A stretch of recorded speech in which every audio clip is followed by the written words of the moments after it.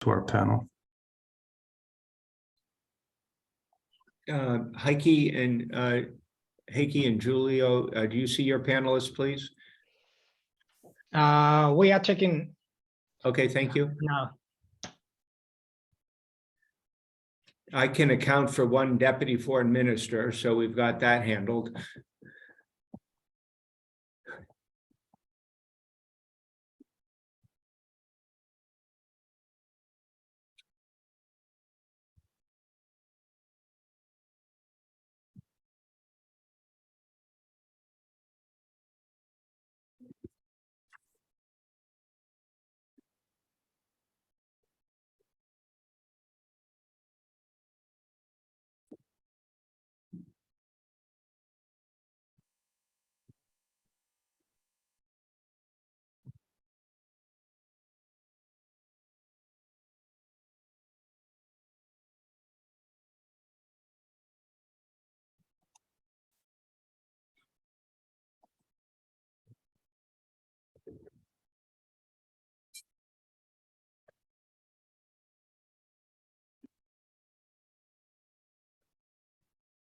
Well, I propose that we get started. Is that okay with you, Dean Chernovsky?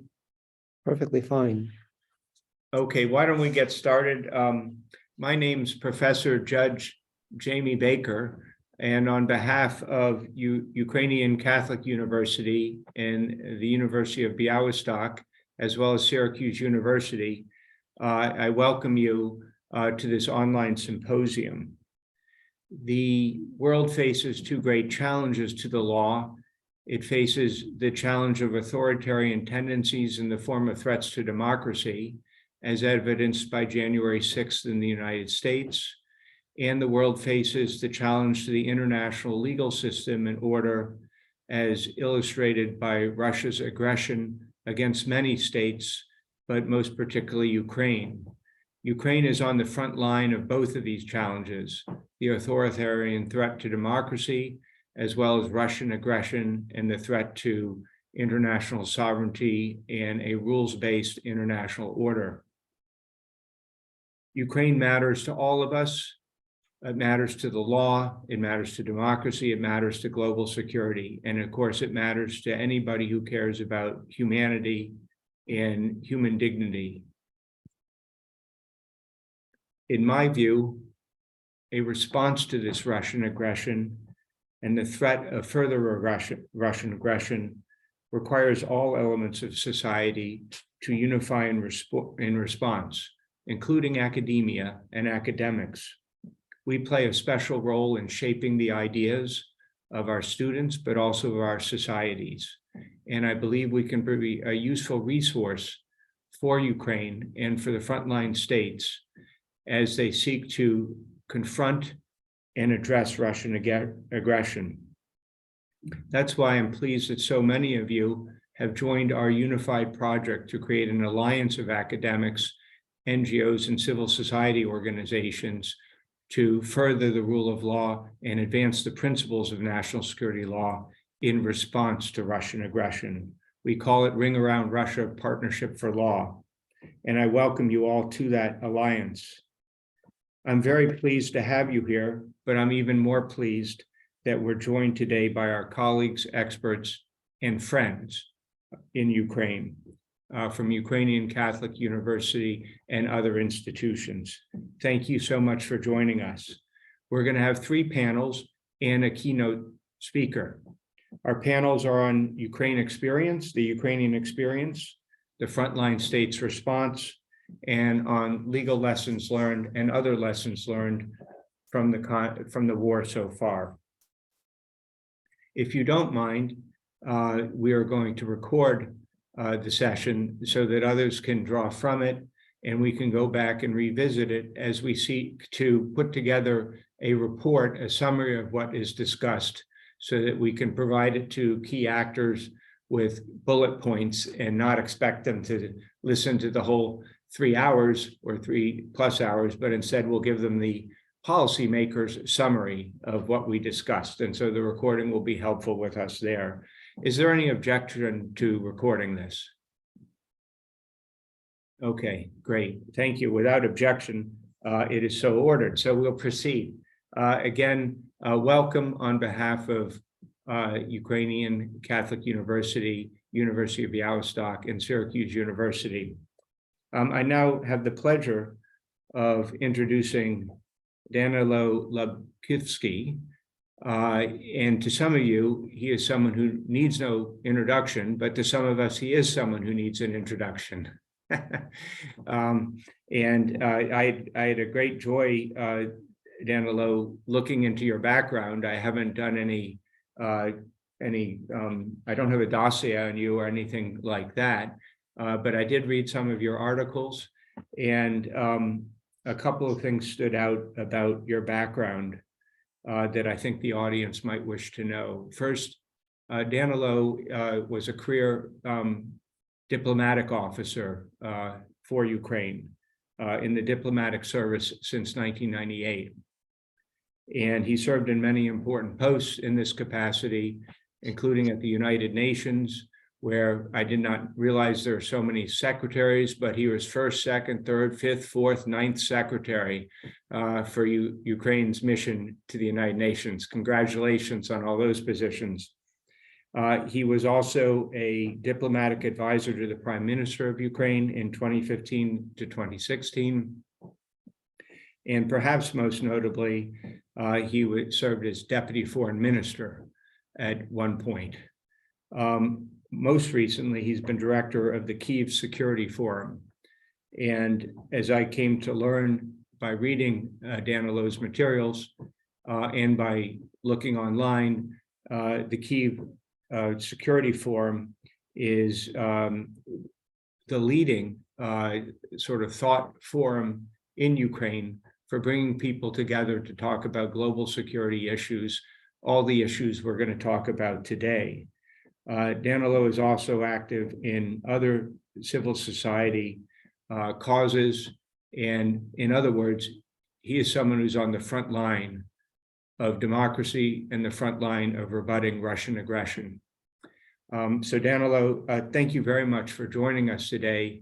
We look forward to your remarks, and after your remarks, then we'll ask you to please turn the microphone over to Dean Trzaskowski. Thank you.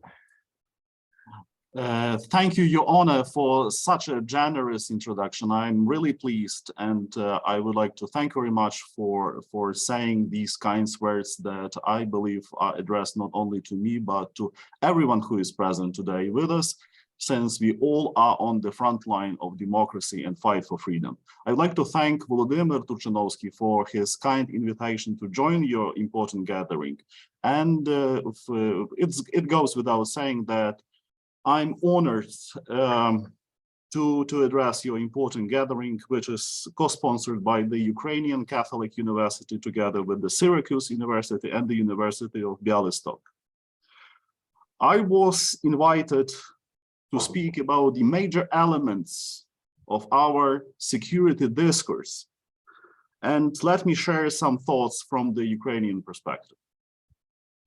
As we approach the first anniversary of full-scale Russia's invasion of Ukraine, it is crucial for our common understanding, in my opinion, to start from the notion that Russia's unprovoked war of aggression against Ukraine has been waged for almost 9 years already. The war began on the 20th of February 2014 with the Russian troops occupying Crimea and sometime later, swath of Donetsk and Luhansk regions. The 24th of February 2022 was an evil day of a massive attack on Ukraine, the very escalation moment that Moscow had been approaching for many years. In early March 2014, I embraced the position of Ukraine's deputy foreign minister in the government appointed after the victory of the Revolution of Dignity. I remember well all emotions of those times. The victory of the Revolution of Dignity was achieved through unprecedented sacrifices. Having risen against Yanukovych and his regime, at that time, it was hardly possible for Ukraine to fully comprehend what it was up against. Not just a gang of traitors, corruptionists, and criminals, but the very Russian military machine. Ukraine had not yet mourned all its heroes in the Maidan when it received the first military blow and met with encroachment upon the statehood. Having recovered after the first shock, our cabinet, led by Prime Minister Arseniy Yatsenyuk, started devising an urgent backlash response. It was difficult to evaluate the full measure of threats and dangers. Many of our partners could not just believe the reality of war and mortal danger faced by Ukraine. However, we all knew very well that we had to act doggedly and there was no time to spare. Even more, any prospect of appeasement or compromises with Moscow, a common practice for the post-Soviet authorities on issues of our sovereignty and security, political, economic, energy independence, and the Euro-Atlantic choice was not acceptable either. Ukraine found itself robbed and disarmed by Yanukovych. So the first steps were aimed at political and financial stabilization and ensuring military resistance. From the very early days, Ukrainian diplomacy initiated emergency consultations with our partners, primarily the signatories of the Budapest Memorandum. We started to form a wide international coalition. This is the way the Geneva talks with Russia, the first international format to deter the aggressor, were launched by the United States, the European Union, and Ukraine. Later, for some reason which is still not very clear and convincing for me, this format was changed into the Normandy talks with Germany and France instead of the United States and the European Union. Jointly with our American and European partners, we managed to summon the United Nations to approve the first resolution in support of Ukraine. 100 member states voted in favor of this historic General Assembly motion on the 27th of March 2014. The war started, and the whole world gradually discovered new crushing international realities. I would like to single out two observations from my own personal experience back in those years. First, any crime of aggression requires an immediate and massive international response. In such situations, every international delay disguised as political prudence inevitably leads to much greater upheavals and numerous casualties. Second, clarity of assessment is only important. If a state commits aggression, it should be plainly called an aggressor. One should not pander to the aggressor.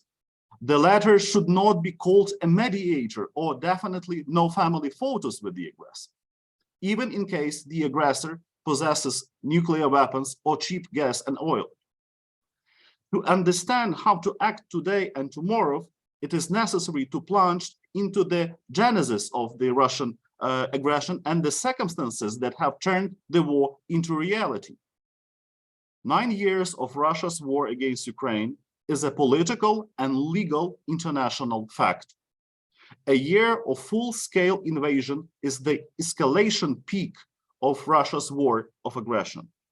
Prior to aggression, though, there were years of ramping up lethal jeopardy not solely for Ukraine or the West, but for the entire international order and civilized rules and principles.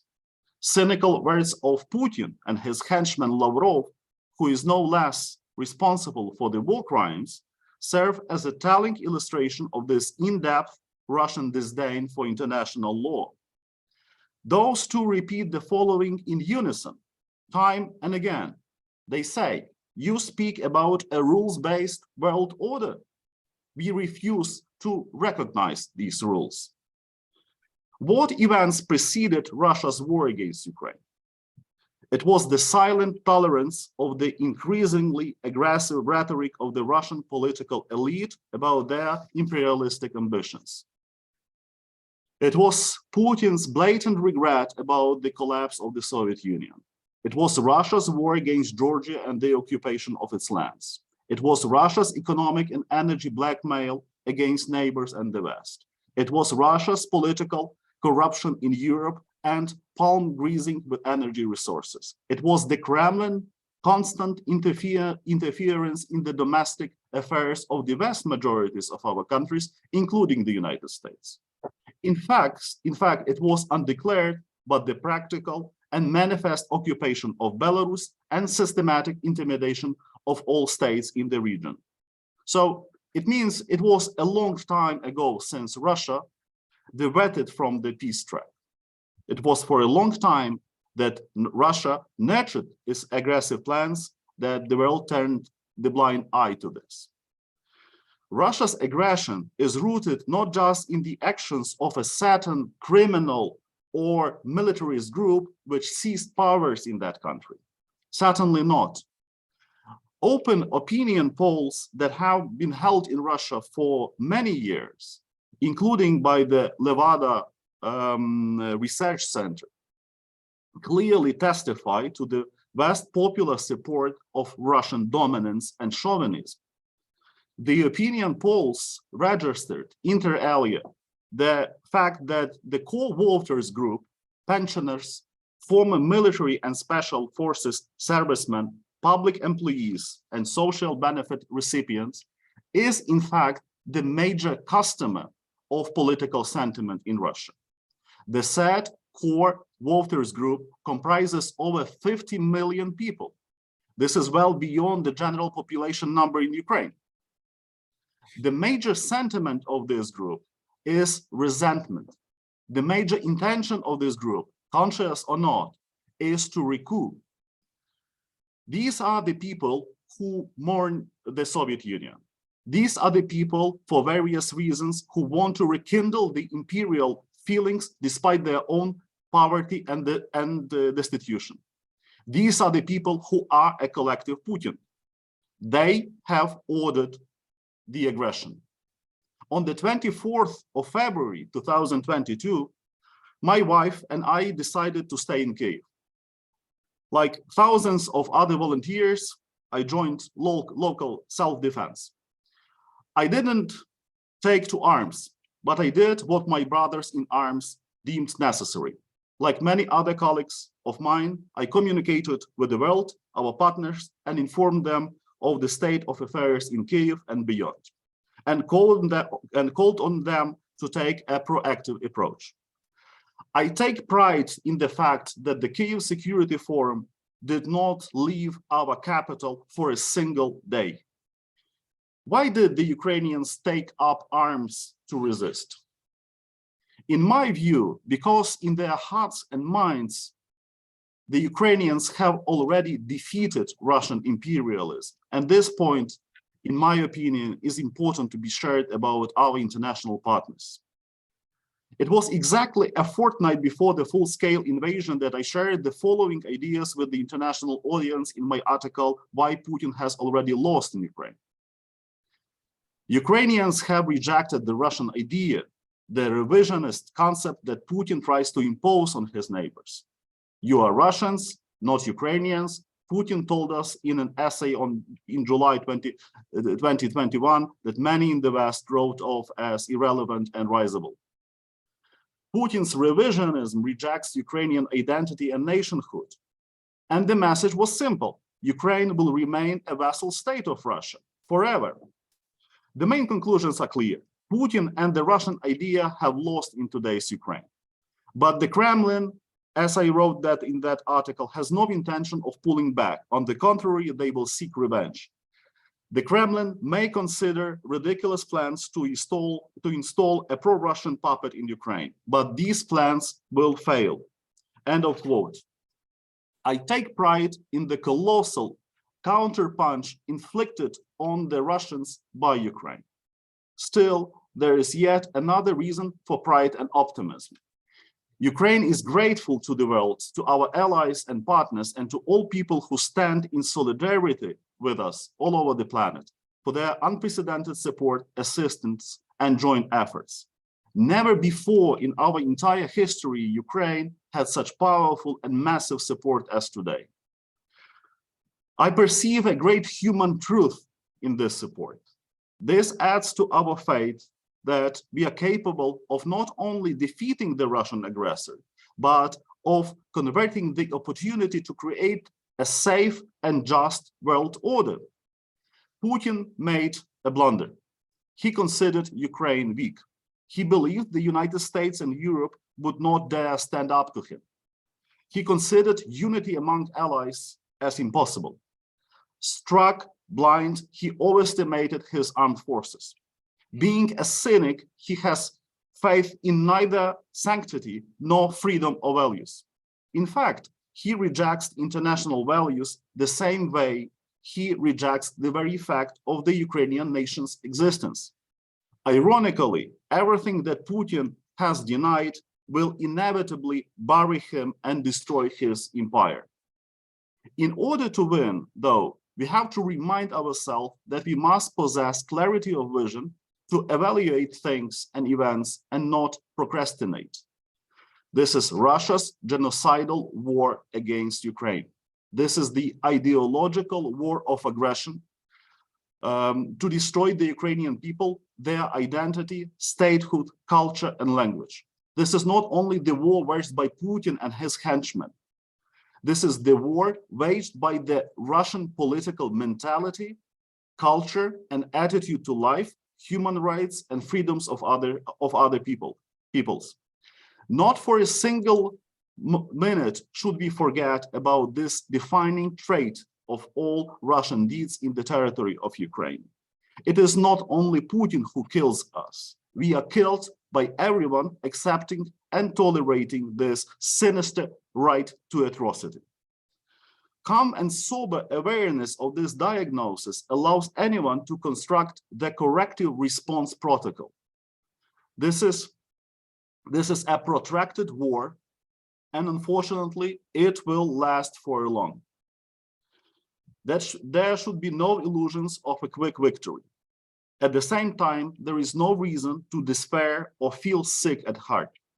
Staying aware of the time span, we are capable to plan our potential and forces.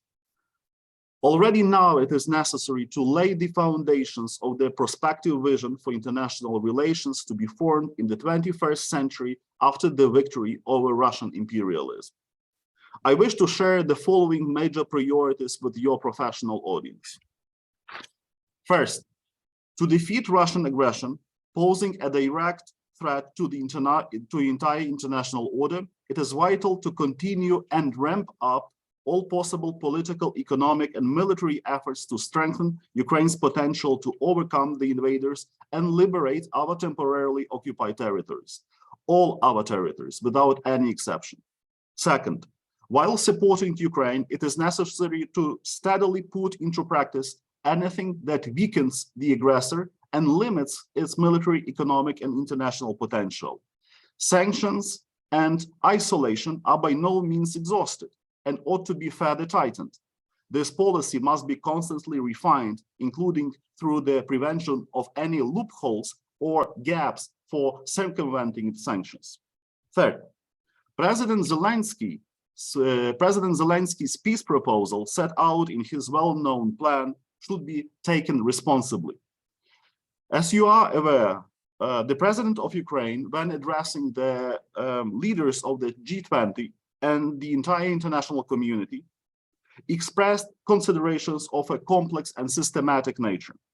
This is more than peace solely for Ukraine. The mentioned provisions include such goals as the restoration of the United Nations Charter and Ukraine's territorial integrity, the withdrawal of the Russian troops and deoccupation, nuclear safety, food, energy, and ecology security. However, the above list should include, to my opinion, another item of utmost importance. And in my view, this item stands beyond everything else. So the fourth point of my reasoning is Ukraine's membership in NATO as a decisive move toward the long-lasting peace and stability in our part of Europe. This step has no alternative. Fifth, punishing Russia's war crimes is an issue well beyond any political plan and therefore is of specific strategic importance. The entire development of international relations depends on the modality of restoring justice for Ukraine by the international community and punishing the war criminals. We must not only quickly and competently agree on the legal nature of the International Tribunal on Russia's war crimes, but also ensure that the punishment is irreversible and has no time limits. Point number 6, we must speak most unambiguously about the mortal danger of Russian imperialism to the international order. We do not know what future awaits Russia. In my opinion, though, we cannot turn the blind eye to the militant character of its political nature. Russia and its design must be subjected to changes, and this is a crucial issue for international relations of the 21st century. Eliminating Russia's potential to commit military or any other type of aggression against the world is a crystal clear and unconditional task for the international community. Point number 7, and this is the final point. Russia's war against Ukraine posed many challenges to humankind. Forward-looking change and fine-tuning of international means to prevent, counteract, and punish the crime of aggression should be seen as a priority task of fundamental international importance. It is precisely for this reason that the reform of the United Nations Security Council, the elimination of the veto right, and ultimately the removal of Russian imperialists from their illegal position in the United Nations Security Council seat should finally take place. Comprehending and bearing our responsibility, we should tackle the historical demand to shape our today's vision of global mechanism of peace, security, and justice. Not long ago, an important question was asked at the Kyiv Security Forum whether the world could live without Russia. In my opinion, the world without a second thought can live and thrive without Russian imperialism. What the international community cannot live without are truth, justice, and the victory of Ukraine, as well as our joint victory over militant evil.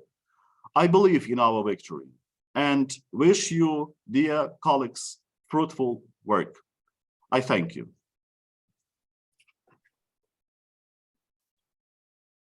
Thank you very much, Danylo. Thank you very much.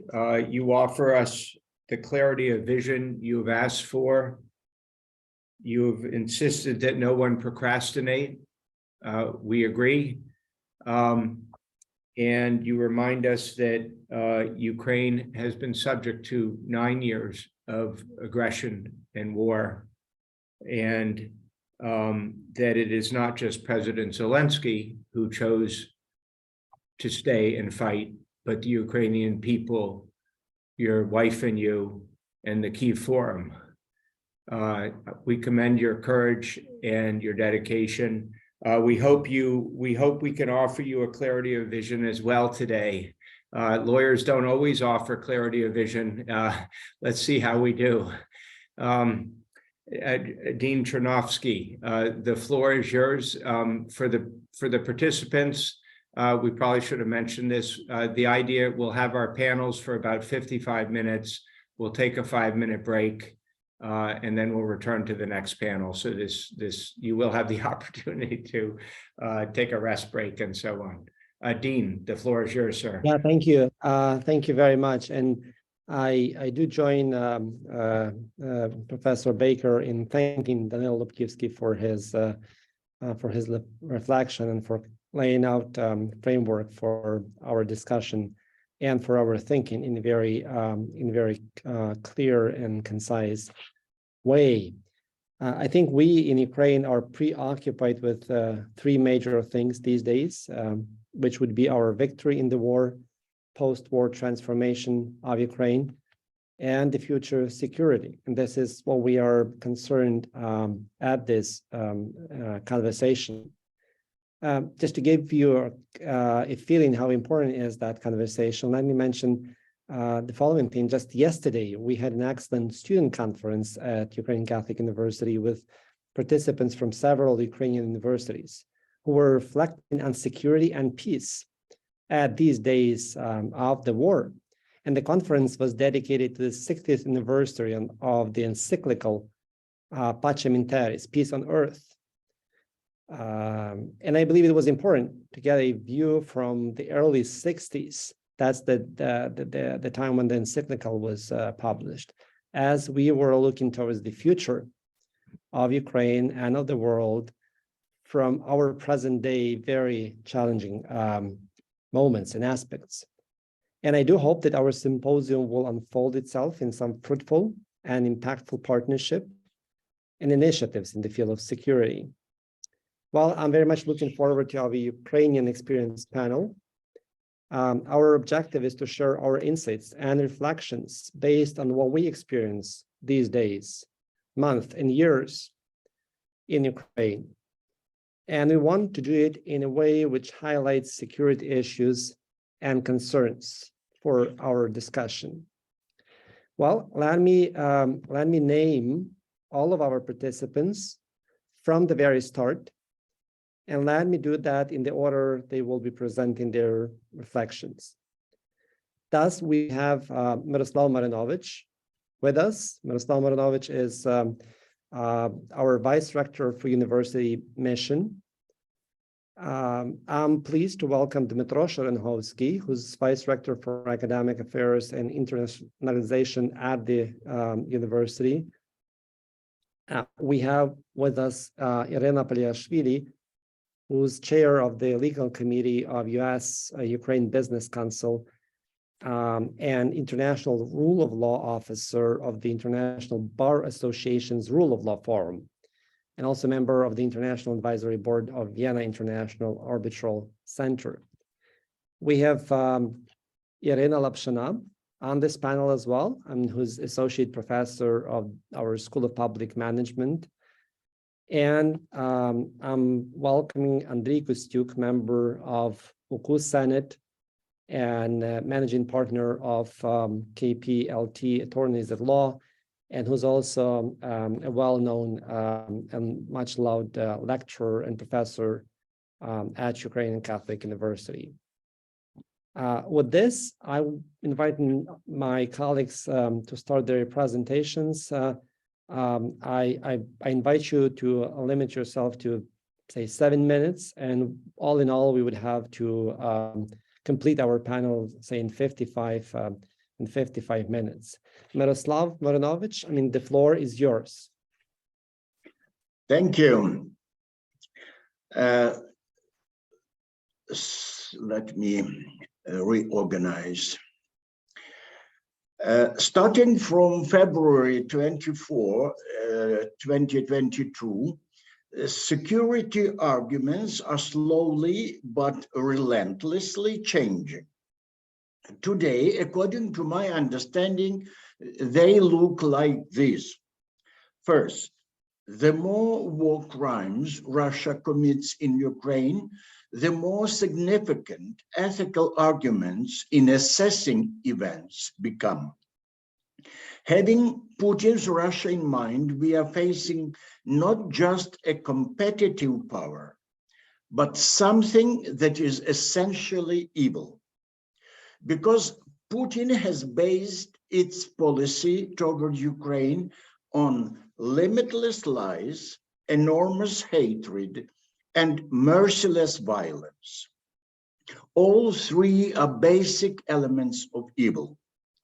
However, we cannot appease evil. We have to confront it. Evil never stops by itself. It has to be stopped. Second, as Danylo LUBKIVSKY just stated, Russia's current war against Ukraine is not a one-man war, as was believed in Europe even in the summer of 2022. War criminals are not only the leadership of the aggressor country, which gives criminal orders, but also concrete Russian military who torture civilians, rape women, and loot civilians' property. Their immediate guilt for crimes of the genocidal level must be established and classified by an authorized international tribunal. Without this, the long-term security in the future will be impossible. The third, world political leaders must learn an important lesson. The seeds of unpunished and unrepented crimes sooner or later germinate. Putin's regime became possible because the crimes of the communist regime went unpunished. Therefore, today we should prevent the illusionary end of the war, which will relieve criminals of their responsibility. Fourth, while specific leaders and perpetrators are to be taken to justice for war crimes, the Russian people themselves are to be considered responsible for supporting this terrible war. Unfortunately, it is an obvious fact now that the imperial idea has become an integral part of the national identity of the Russians. Therefore, the deputinization of Russian society, in the sense of de-imperialization of its thinking, becomes an important security prerequisite. Without this, such a society will continue to pose a threat to its neighbors.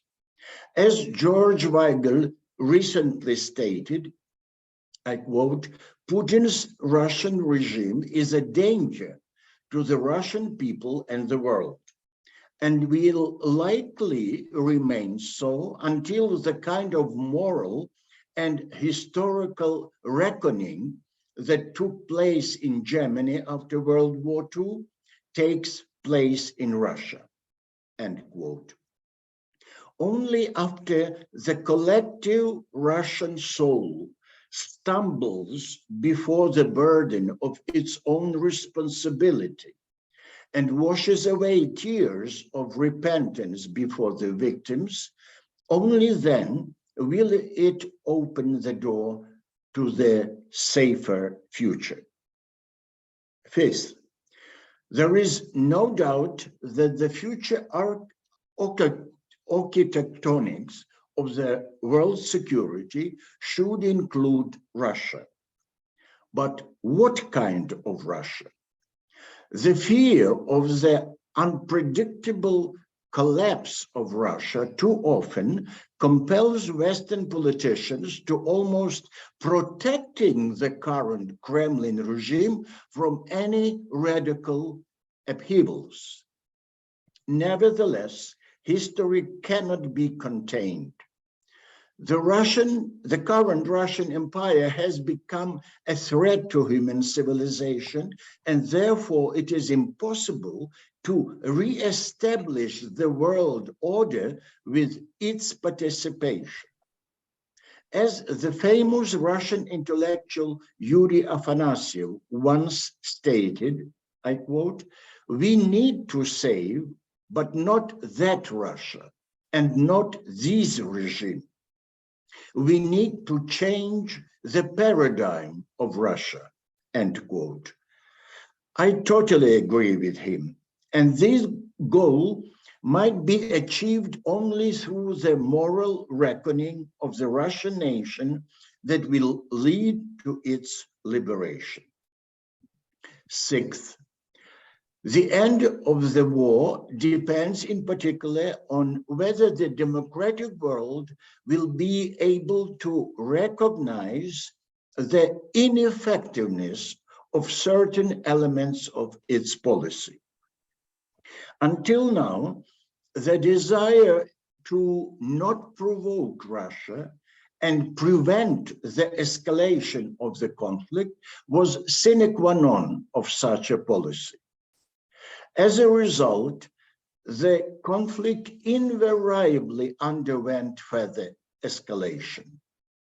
It is time to realize that the logic inherent in one civilization is perceived by another civilization in a different way.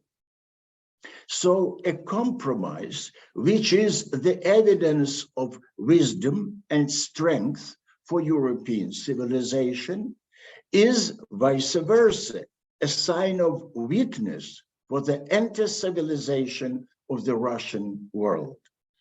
And it was the Kremlin's perception of the West's position as a weakness that was a powerful motivation for Putin to raise the stakes. So building bridges to evil turned out to be feeding the mania of the monster. And seventh, neither the size of the Russian Federation nor the availability of nuclear weapons should be an obstacle to the application of ethical principles to it. Otherwise, the world will punish another Osama bin Laden, but will squeeze Putin's hand compliantly. This will only corrupt dictators and promote the proliferation of nuclear weapons. Therefore, I will end my short talk with a paraphrase of the famous quote by Benjamin Franklin: "Those who are ready to give up essential liberty to obtain a temporary safety deserve neither liberty nor safety." If you change only one word, I mean liberty, into values, you will receive the important warning message to the free world today. Those who are ready to give up essential values to obtain a temporary safety deserve neither values nor safety. Thank you very much. Miroslava, thank you. Thank you very much for your reflections and presentations, and for emphasizing many important points that that ethical component is particularly critical in our thinking about the future and about the future architecture, and also the fact that that transformation of Russia is another important element of the future security we are thinking about. With this, I'd like to invite Dmytro Sharansky, and the floor is yours, Dmytro. Thank you so much, Volodymyr, for this introduction, and thank dear esteemed colleagues for such an opportunity to be here with you. I remember the days when Charles and James were visiting Lviv, and we were talking about the big projects. So I'm so happy that this project is starting.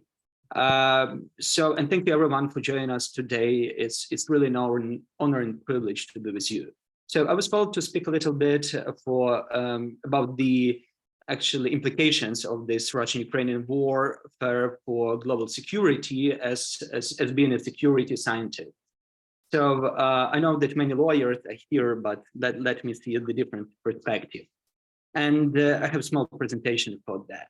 So I would like to start, first of all, like understanding what this warfare is in comparison with the other wars that we see recently. So there is a classical understanding of war that was presented many years ago by Clausewitz, so-called the Trinitary Doctrine, when we have the main participants of government, people, and armed forces, where government is supposed to do a vision based on the people's will, and armed forces usually protecting people and implementing the will of government. And the classical warfare that we have is based on the idea that armed forces are clinching each other, so not trying to kill civilians, not trying to avoid all these harms.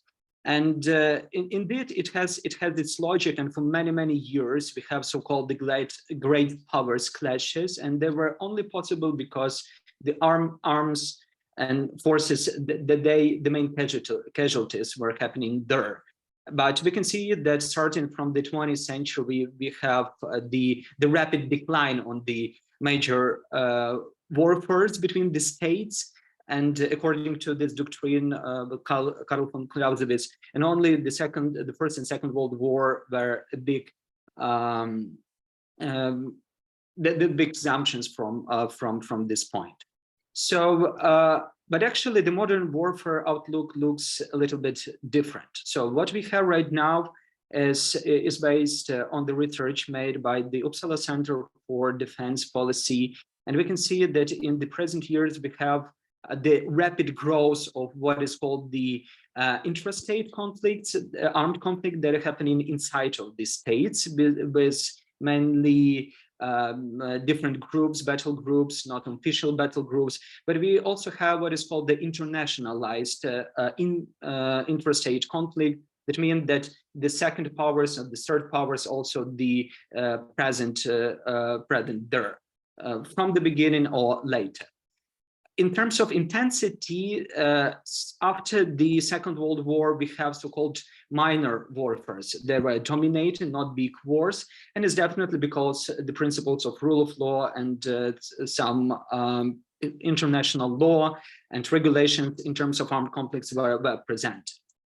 And the third thing is about the violence and fatalities. And also starting from 90s, at least we can see that the major clashes that were running all over the world were not so harmful in terms of fatalities. But I just want to stress here that Russian-Ukrainian war is a good example that this present outlook of war is not happening right now. So our war is not about this typical case, what we see for at least the last 20 years. Even in terms of the fatalities, there are more fatalities right now in Ukraine than there were comparing to any of the conflicts that was happening for the last 20 years. And that in terms of thinking, that brought many of the scholars and scientists to the idea that the present warfare would be mainly about, you can say, about the ideology, or it will be about the clash of civilizations, more cultural clashes, or like some economic warfares or ecological catastrophes could bring to that. But once more, our war is not about that. So, and if we think about what we see right now, first of all, we should stress that we have different domains of this war, and the synergy of different domains is happening. So we can see during this warfare that we have the combination of maritime, land, cybersecurity, and cyberspace, but also the space troops that are present and need to act with each other. So all armed forces are present in that, and that's something different.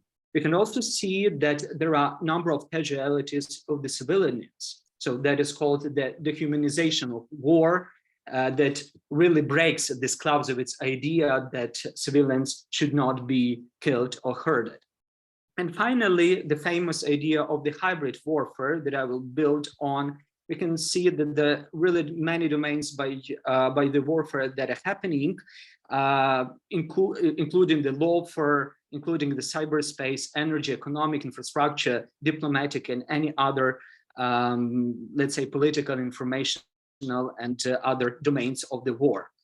And if I want to bring that to the bullet points, so my first bullet point, the Russian-Ukrainian war started long before 2014, and you mentioned that, and thank you for that, because we have, I'm not taking even the history, but I'm only showing a few cases that we really know in the present history that, for example, we have a number of the lawfares, of the clashes between the international law between Russia and Ukraine, for example, for Naftogaz, or for example, the famous idea of cyber attacks that were happening long before 2014 with the breaking of our critical infrastructure, especially the energy system and banking system. Or, for example, the famous idea and the actions of Russians when they were buying Ukrainian enterprises, Soviet enterprises, and then collapsing them, trying to avoid the possibility of the many manufacturers to groups and to do the production. And only starting in 2014, we can see the conventional warfare that is starting. So 2021-22 was the best time for that because of the global uncertainty. We have many elections during the time. We have many doubtful situations. We have a lot of tests that Russia was trying to do, including the global reaction towards Nord Stream, towards sanctions in Iran, towards the Russian activism of the laboratories that were delivering the anti-COVID vaccines, and many other issues, and that's played a role. So finally, why that was happening? Because Russians were building that so famous Gerasimov doctrine that is used right now. It was not cancelled, but in Russia, they actually make the focus of the applied methods and the broad use of political, economic, informational, humanitarian, and all others non-military measures. So what was happening, for example, in Georgian and Syrian cases were also brought to Ukraine. And we know that trying to destabilize the situation and trying to create the same migration flows to Europe and influence the position of many of the Western states. And since that doesn't work, we can see that that was actually the beginning of war in 2022 when the regular armies were settled. So this is a photo from Minister of Defense Reznikov. And this is a situation that we have right now with a number of bombings and attacks, a number of clashes that are happening here. And these orange dots are simply the massive massacres that we see in Mariupol, in Bucha, and Irpin, and many, and probably we'll see in the other cities. So what is crucial here, that Kremlin is using two logics. First, the domestic level logic and the international. In terms of the domestic logic, so they try to secure Putin regime. They were trying to ensure financial flows, especially from gas and oil export. And we know definitely they were threatening Europe the possibility of loose gas and oil import that was crucial for example, for many economies and especially for German economy, and also prevent the successful stories of the democratization around Russia. And this is proved by the number of surveys, if you believe in Russian sociology. But what is critical here, that every major clash, like Georgian war, before the Second Chechen war, here the occupation of Crimea and Donbass. Later on, we can see here actually the beginning of the full-scale Russian invasion. They are supported by people, and the same story with the government. So that's how the people reaction. This is the answer that it's not only Putin's war. Russian people like, according to this sociology, what is happening in the politics. So, and in terms of the global perspective, what we can see that Russians really were trying to implement the defensive realism approach that NATO was using, and also offensive realism approach that were trying to show that they have a right to influence on their zones of interest, and Ukraine was considered to be this. And actually, this is due to because of many of the scholars, famous scholars like Mearsheimer or Kissinger or Stephen Waltz or many others, that were proving that this offensive realism has the right to be placed. So I know that I'm spending too much time, but just want to finish with the implications on the global agenda. We definitely see the massive refugee crisis that Irina will be speaking about, but also about the massive destruction of the basic human rights, because many people were killed, many people were tortured, but also we can see that many of the privacy, education, and healthcare facilities are simply destroyed. So schools and universities are destroyed. So the human casualties are caused among the civilians. The second trend is actually the major inflation that is happening right now after the COVID times, because the economy fall, and now Russians continues to do this, and we already see the global implications, the rise of the consumer prices. Finally, we know that Ukraine is one of the major exporters of crops and grains, and we have already growth of the prices because of limitations of Ukrainian export. And many of the Asian and African countries are still at the risk of the hunger. So to finish with that, I would rather stress that the major global implication for the global security, that this is not typical warfare that we used to see all the 20 years before. It's not just conventional, it's also the hybrid warfare. That is why this agreement in terms of conventional war will not stop the war itself. The war in the other domains of the hybrid warfare will continue. And actually cases of Moldova, Chechnya, Georgia, Syria are showing that. We have great implications in terms of the danger implication for the food security and humanitarian catastrophe. And we don't have the answers right now, because the major problem is that we have the full dysfunction of international rules. And even right now, if NATO and EU are using new security doctrines and strategies that are mainly built on how to respond, there are no answers how to prevent. And that's quite critical because of the risk of a military dictatorship supremacy that was talked about both by Miroslav Marinovich and Danylo LUBKIVSKY. So to finish with that, I just want to finish with the words of Antony Blinken during his visit before the full-scale invasion broke out, that we should prevent that narrow interest of some state could go ahead of the shared interest of the international community. And that is why Ukrainian warfare is so critical right now. Many of the regimes are searching what will be the answer, what will be the result of that. And we should do our best to bring our society, international community to rule-based world. So thank you, and sorry for spending too many time. Mitra, thank you for your presentation and for briefly walking us through the evolution of the wars and kind of exposing the nature of the war, and specifically concentrating on the present Ukraine war we are having now. And I'm thinking of Miroslav Marinovich's emphasis on evil character of this war. And looking at your presentation, one can kind of think of how multifaceted are those kind of instruments that could work towards its evil character. That's truly kind of impressive, that potential of the evil and hybrid character which we are seeing now. I'm very happy and glad to invite Irina Paliashvili and to the presentation, and the floor is yours. Thank you very much, Professor Tuchinovsky. And I want to start by thanking the academia, actually. Professor Baker was right when he said that academia is very important in this situation. And as a practicing lawyer, but with a strong academic background in international law, I feel like this year brought me back to my academic roots in international law.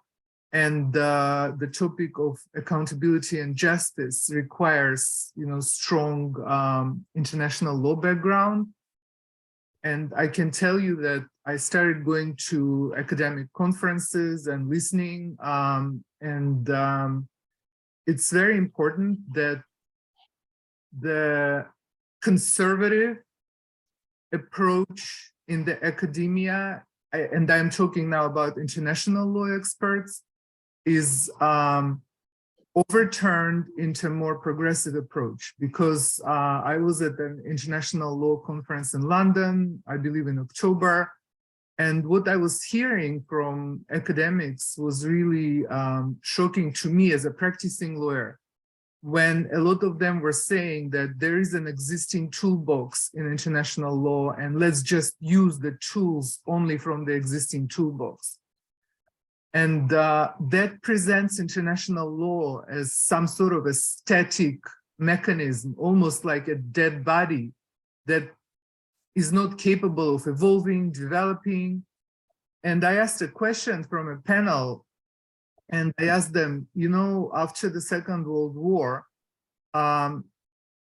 tribunal, Nuremberg tribunal, was not in the existing toolbox. So can you imagine for a second that Nuremberg tribunal would not happen? There would be no justice, there would be no closure.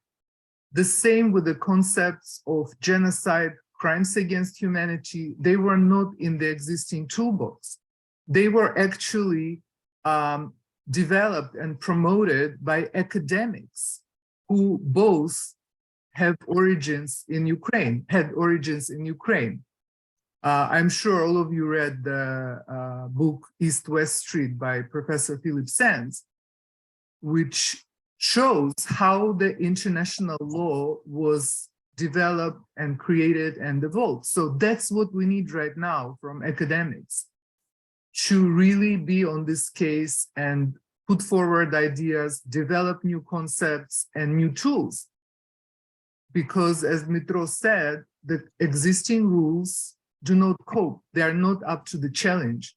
We thought that we had a very comprehensive system of international law, of international security, but this system has been undermined from inside by one of the members of this system, Russian Federation, which is a founding member of the United Nations, of course, signatory to numerous multilateral treaties, bilateral treaties with Ukraine, Budapest Memorandum, and permanent member of the Security Council with a veto power. So this is basically blowing up the whole system from inside by one, and let's not forget that it's a nuclear power too, that is destroying the system from inside. So checks and balances are not really working in the existing toolbox. We need much more.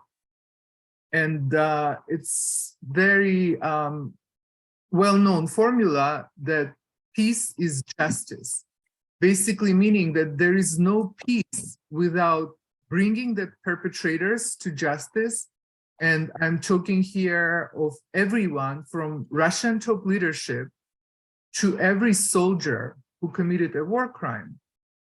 And one of the fundamental questions that we are facing is how to ensure accountability for the Russian Federation and for the perpetrators, and how to ensure justice for Ukraine and compensation of victims. This is important on so many levels. It's of course important to the victims, it's important to Ukraine, but it's also important for the survival of international law and security system on a global scale, and for the global rule of law. Because when we are talking about global rule of law, everybody talks about, war in Ukraine. So there is this perception that, Ukraine needs to fix the global rule of law, but Ukraine is a victim and Ukraine has too much on its plate right now. It's actually the job for international community to restore and protect the global rule of law. And the international community is doing its job, but I think there's the tools, we're running out of tools. So it's up to academia actually to come up with new tools and to come up with new concepts. Now, there have been several significant sort of tracks undertaken by legal and international, by leading international legal experts, many in coordination with Ukrainian government and Ukrainian legal community, specifically Ukrainian Bar Association is extremely active internationally on this. So to summarize them in 7 minutes, I need to explain that there are 3 tracks that are pursued rather separately, but they're interconnected. And the first track is accountability and justice per se. The second is compensation of victims, and the third is rebuilding of Ukraine. Now, on accountability and justice, there is ample evidence that Russian leadership has committed the crime of aggression, and Russian forces are systematically and on a mass scale committing acts of genocide, war crimes, and crimes against humanity in Ukraine. In terms of how to bring the perpetrators to justice. We all know that there is International Criminal Court in The Hague, which is a permanent institution. And by now, I think everybody knows that they have jurisdiction over the war crimes, genocide, and crimes against humanity. This jurisdiction was accepted by Ukraine. Unfortunately, Ukraine is not member of the Rome Statute, which is the basis for International Criminal Court.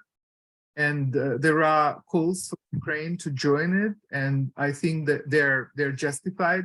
But for now, Ukraine accepted jurisdiction of ICC, International Criminal Court, on an ad hoc basis. So it's obvious that International Criminal Court is extremely involved and will be at some point trying crimes, the war crimes, genocide, and crimes against humanity. Now, the capabilities of ICC are very limited. So they will be trying only probably the most obvious crimes or the most high-profile crimes. Such crimes can also be tried in national courts. And probably the majority of war crimes will be actually tried in Ukrainian courts, in Ukrainian national courts. There are also several countries which accept very broad universal jurisdiction, especially Germany and Spain. So we can expect that some of those crimes will be also tried in national courts in those countries which accept the universal jurisdiction. And there are many technicalities here, many questions. The question is asked how you can ensure that perpetrators can be physically brought to courts in Ukraine, to ICC, or courts in other countries, national courts or international courts. And the answer is that there should be trials no matter whether they can be physically brought or not. There is a concept of trial in absentia, in the absence. And one of the recent precedents, which is very demonstrative, is the trial in the Netherlands of perpetrators of the MH17 Boeing shooting down by a Russian missile. And the perpetrators were tried and sentenced in absentia. So it can be done and it will be done, because this is not excuse. Saying that, you know, we cannot physically bring them is not excuse to deny justice. The justice was served.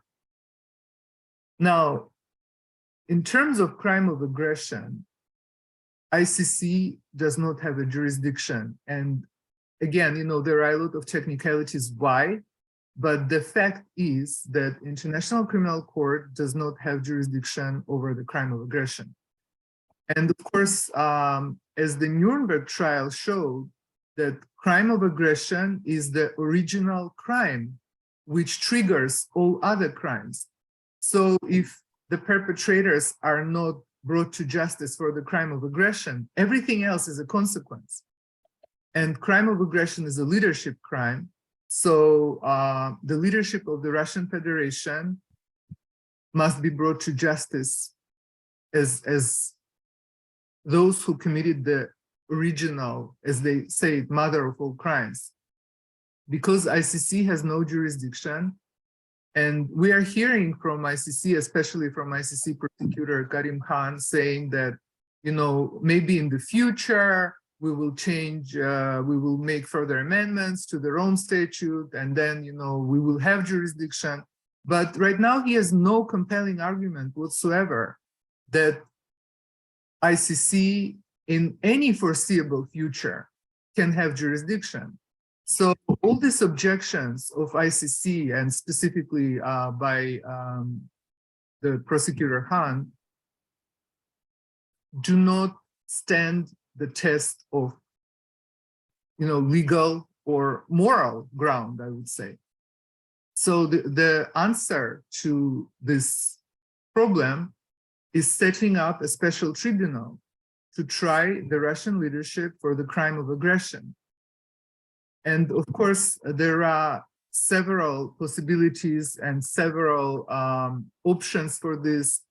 And in the past months, they have been crystallized basically into two options, and no single solution yet, but I think we're moving toward it. When the first time the special tribunal solution was brought up in March, there was like collective no. Now this idea is supported on many levels: international experts, academia, parliaments of many countries already issued resolutions supporting the special tribunal, and the European Parliament issued a resolution, adopted a resolution on 19th of January 2023, which is called the establishment of a tribunal of crime against aggression, of aggression against Ukraine. And the interesting points that I actually highlighted from this resolution is that this resolution highlights the large gap in the current institutional international criminal justice setup, and believes that establishing of the special international tribunal would fill this gap. So it's very important that the gap is acknowledged. It also underlines that ICC does not have jurisdiction, and that's already included into the resolution. It calls for creation of a special international tribunal, which is what Ukraine is advocating, and many academics and experts are advocating. And it's interesting that it also adds Belarus leadership to this. It specifically says that the special international tribunal must have jurisdiction to investigate also Alexander Lukashenko and the political and military leadership of Belarus as an enabling state. It also calls for creation of this tribunal immediately and in close cooperation with Ukraine. So all this talk about that will change the Rome Statute sometime in the future, will address this. The European Parliament rejected this argument and said it needs to be done immediately in cooperation with Ukraine, without delay. That's words used in the resolution. And also this resolution calls for establishment of an interim prosecutor in The Hague that should start immediately investigating the crime of aggression. On January 30, chairs of Foreign Affairs Committee of 19 parliaments also issued a statement supporting the special tribunal. And the shift also happened on the level of the governments. The governments in their foreign ministries tried to avoid the subject for a long time. But in December and January, we have already heard from German Foreign Minister Annalena Baerbock. She made a speech in the middle of January in The Hague Academy of International Law. And she was talking about, international law that needs to evolve, that needs to rise up to the challenge, that needs to be changed in order to address those crimes, specifically crime of aggression. In her speech, it wasn't entirely clear what kind of solution she's offering. She was talking about hybrid tribunal, and hybrid tribunal is something that very hard to, at this time, to understand what it means, because different experts have different understanding of the hybrid tribunal. But she was talking probably about a separate tribunal, which will be operating based on Ukrainian national law, but Ukraine will assign jurisdiction to this tribunal. And that's a complicated structure. I'm not sure which option at the end will be chosen, but it's very important that the executive branch of of governments of European countries and even in the United States is already talking about it in a very serious way. So on the special tribunal, I think there will be a lot of developments looking forward, and the academia should stay on top of them, because it's very important how technically and legally this special tribunal will be based. The next track is compensation of victims. And Ukraine, specifically Ukrainian Ministry of Justice, which is responsible for this track, is proposing a single integrated legal mechanism which would educate all claims, including from individuals, legal entities, and sovereign claims by Ukraine. We should remember that at present, it's not possible to follow the previous precedents through the United Nations, because those precedents were mostly based on the UN Security Council decisions, where Russia has a veto. So the relevant resolution was adopted, the first of several was adopted by the UN General Assembly in November. And this resolution called for setting up a registry of claims by victims, and also in the future claims commission. Now, there are two major parallel efforts going on. One is the United Nations, which I just mentioned, through the United Nations. And we should remember that there is also a strong legal basis for this. There is a UN General Assembly resolution on reparations of 2005. So this is a follow-up, and the mechanisms that Ukraine is pursuing at the UN will avoid or bypass the Security Council and will be based on General Assembly resolutions, and then probably a treaty will be promoted between the UN and Ukraine and other countries which will join. This is... Excuse me, I'm very sorry to kind of jump in, but if we should, if I may ask you just kind of to bring, just to go to the conclusion. The time is running out so fast. Yes, I just want to mention the second mechanism, which is through the European Court of Human Rights. And there are several claims that were filed by Ukraine there. And the first major victory came at the end of January, when European Court of Human Rights accepted jurisdiction at one of those claims, and also established that the Russian Federation has occupied Donbass as of 11th of May 2014. So there is a lot going on. As I said, we could spend days discussing of what already happens and what needs to happen. But I really hope that the efforts of academia will be very important, will be very important in accountability and justice. Thank you. Yeah, thank you very much. Thank you, Irina Polyashvili, for bringing to our attention how important is the role of academia in this context, and for reminding us that that the hybrid war and aggression which was launched by Russia was also designed in such a way as to undermine and paralyze the international law system, and that it's very critical and important to develop and design new tools to be able to move forward with the kind of issues we are facing right now. We still have two presenters ahead of us, and I'm looking forward to their presentations. I'm kindly inviting Irina LUBKIVSKY to the floor. You're invited, please go ahead. Thank you very much. Today, in my today's presentation, I would like to reflect on the diaspora voices, and I would like to share my reflections on the diaspora response to war in Ukraine. And in particular, I would like to focus today on the Ukrainian diaspora response in Germany.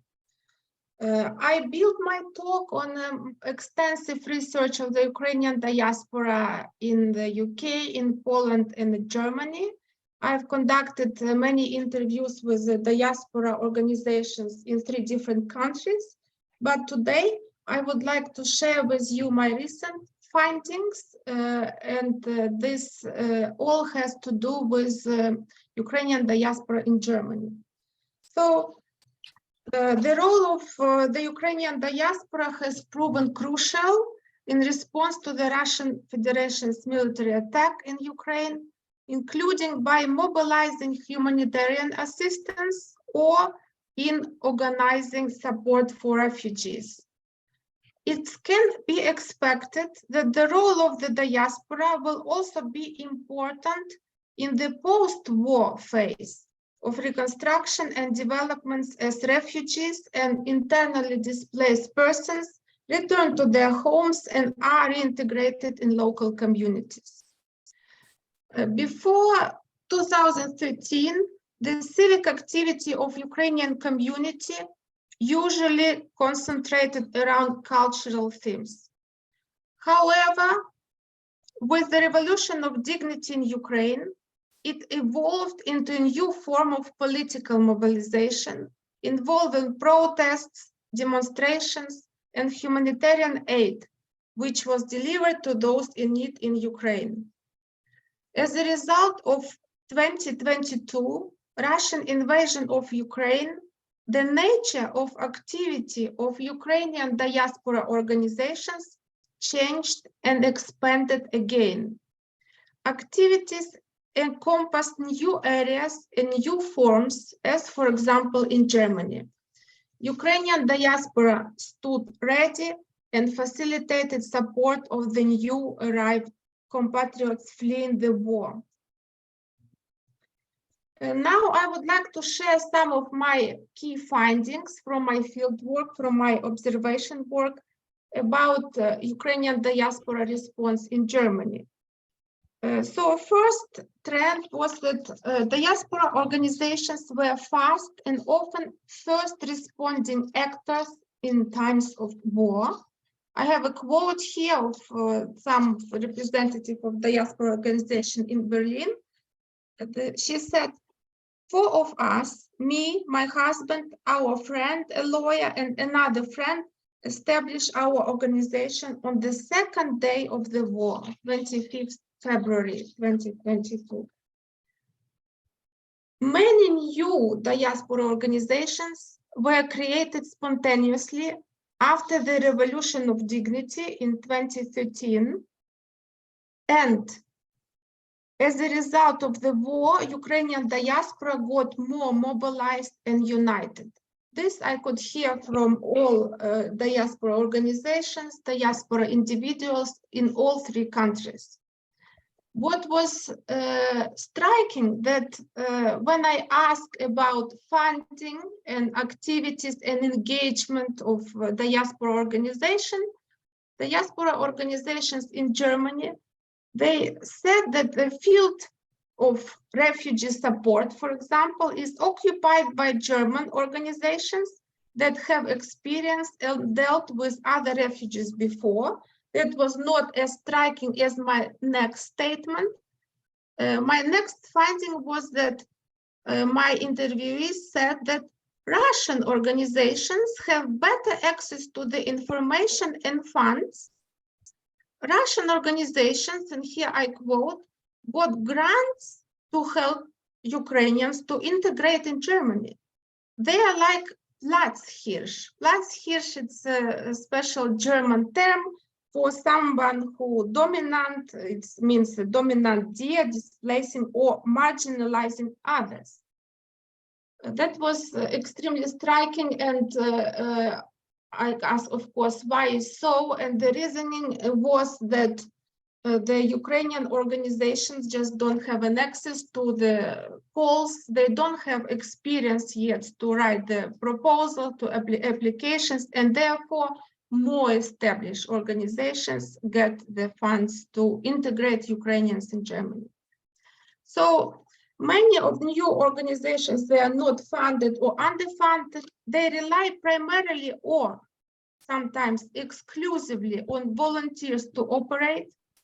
In light of the current crisis, several organizations have significantly scaled up their human resources, taking on more volunteers or paid staff to the extent possible. But general trend was that people, they say they're tired, they're exhausted and burned out. Another observation was, and it's also important to say that Ukrainian Russian language usage is politicized and increasingly becoming a dividing factor. There are Facebook groups for Ukrainian speaking members only. There are diaspora organizations where only Ukrainian speaking people can become a member. And as a general trend, I would say that throughout the 2014 to 2022 period, Ukrainian diaspora organizations transitioned their humanitarian activities from a spontaneous approach based on supporting those most in need to developing longer-term relationships with communities and local organizations. And when I ask about diaspora engagement activities, diaspora organization representatives, they classify their activities in two ways. Firstly, they said it's obviously help homeland, helping Ukrainians in Ukraine, sending humanitarian aid, organizing fundraising campaigns, sending military aid to Ukraine, but also many of them, they do a lot of activities in Germany, and it's not only popularizing Ukraine, political activism, they provide enormous support for Ukrainian citizens here in Germany. And the main areas of the diaspora involvement in reconstruction and development in Ukraine are expected to be of economic, political, and institutional nature, as well as in the areas of awareness raising, advocacy, and supporting accountability and transnational justice process. Ukraine has been the recipient of substantial remittances already before the 2022 invasion. It is expected that money sent home by Ukrainians living abroad will play an important role in the reconstruction of Ukraine. Furthermore, non-financial remittances such as skills and networks built by Ukrainians in their host countries can not only contribute to economic development, but also be an important for future political representation in the country. And Ukrainian diaspora is and can be a significant player in keeping Ukraine at the center of attention of the international community and advocating the needs of Ukrainian population thanks to its established positions and media influence.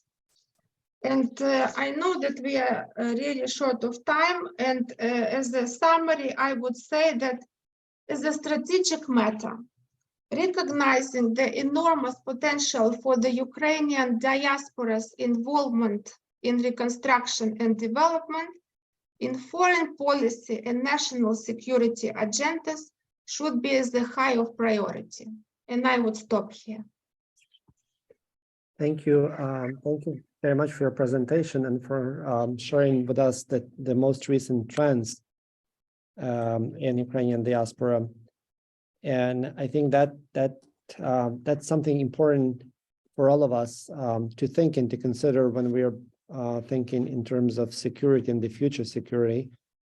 And with this, I'm moving to Andrei Kostyuk, who's our last presenter on this panel. Andrei, the floor is yours. Thank you, Professor Tuchanovsky.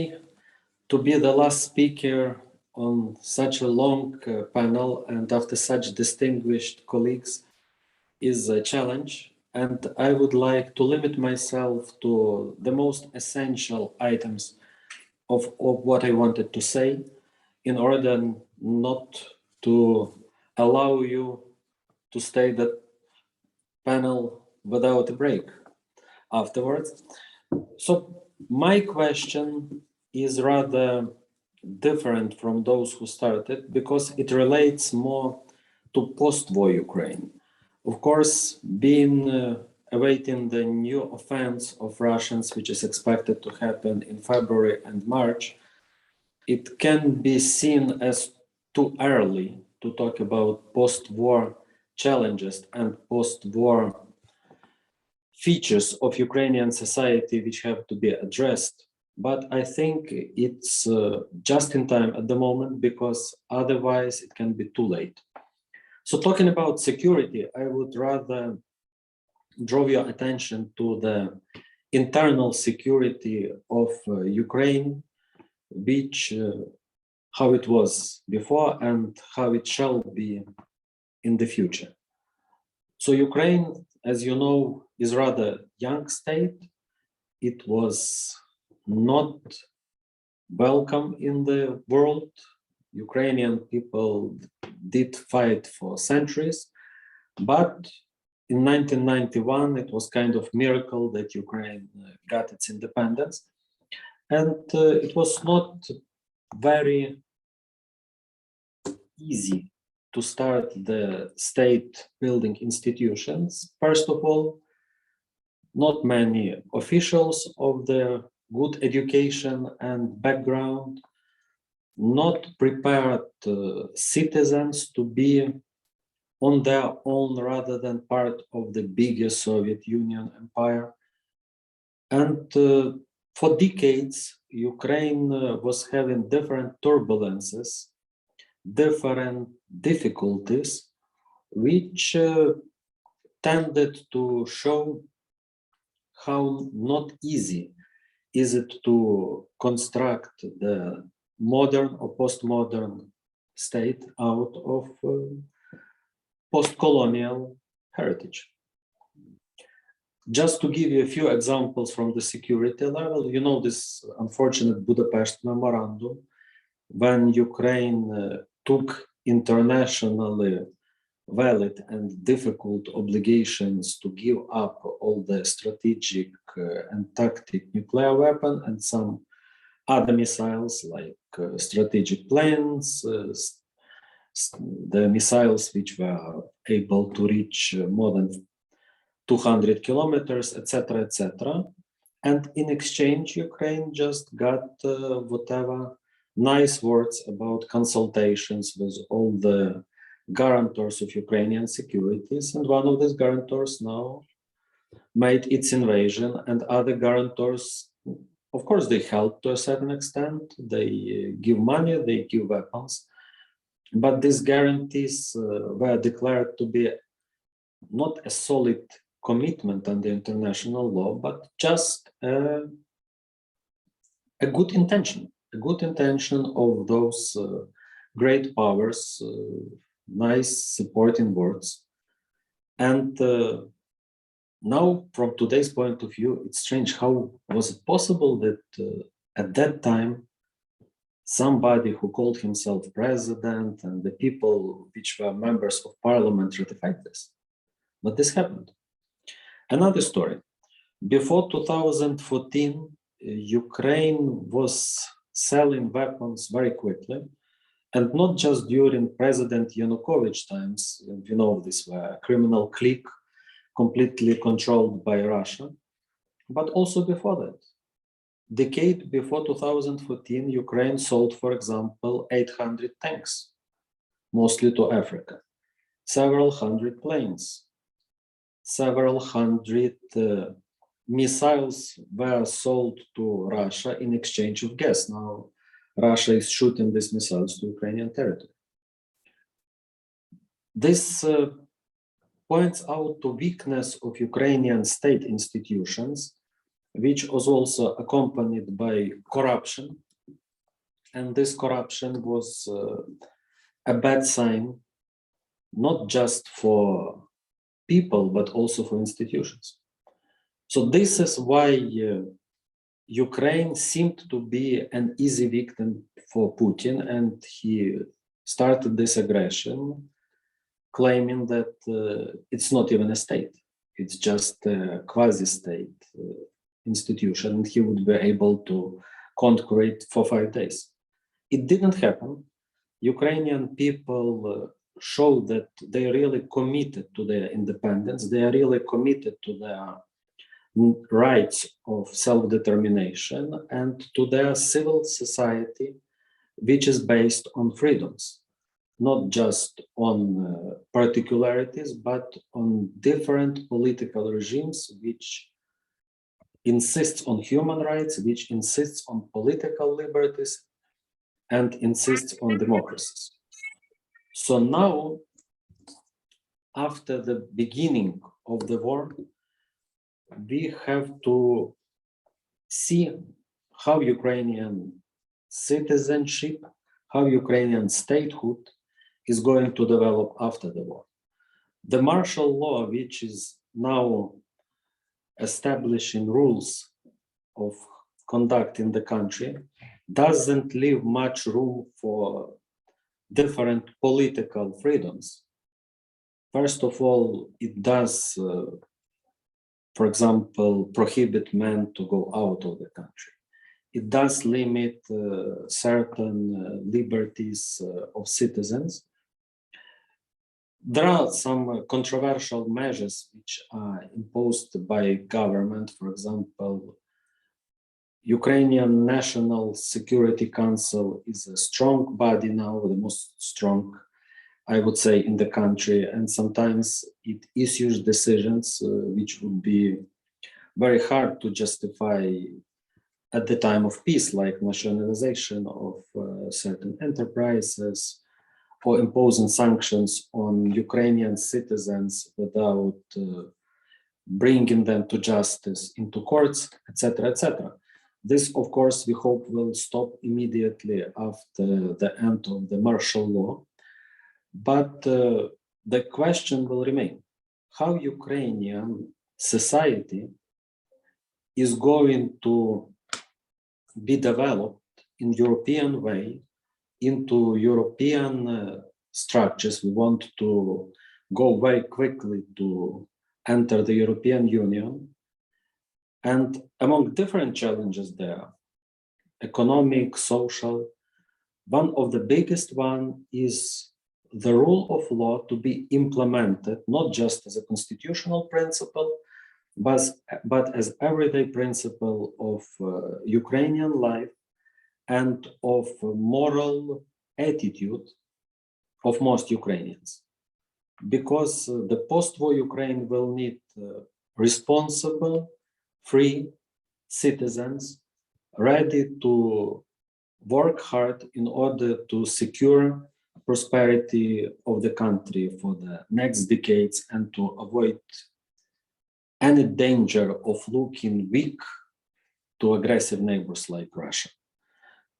With this, we need, of course, help of our friends, even more than we need now weapons or financial assistance to survive during these turbulent years. After that, we will need a lot of academic, economic, and social support, in a sense, not just giving social assistance, but in assisting us to build institutions, to build rule of law environment, and to help the responsible Ukrainian citizens to establish new order of justice and peace in this territory. Thank you. Well, Andrew, thank you very much for your contribution. I think you kind of very nicely summarized, in a way, some of the crucial points of the whole panel. I'm very, very grateful to all panelists. We've exhausted the time of our panel, and sadly have no time for comments or questions. But I'm at least hopeful that we were kind of taking our notes and the contributions you made will be important, are important for the kind of thinking which is going on here. Let me consult with Professor Baker. What's the next thing? Are we going to have a short break, or shall we proceed right away to the second panel? I would recommend that we take a 5-minute break and then resume with the second panel at 4:46. All right. 4:46 precisely. Okay. Thank you very much, Dean, and thank you for a splendid panel, all of you. So we'll be back here in 5 minutes, and we'll look forward to Isa and Chuck presenting their panel. Thank you. See you soon.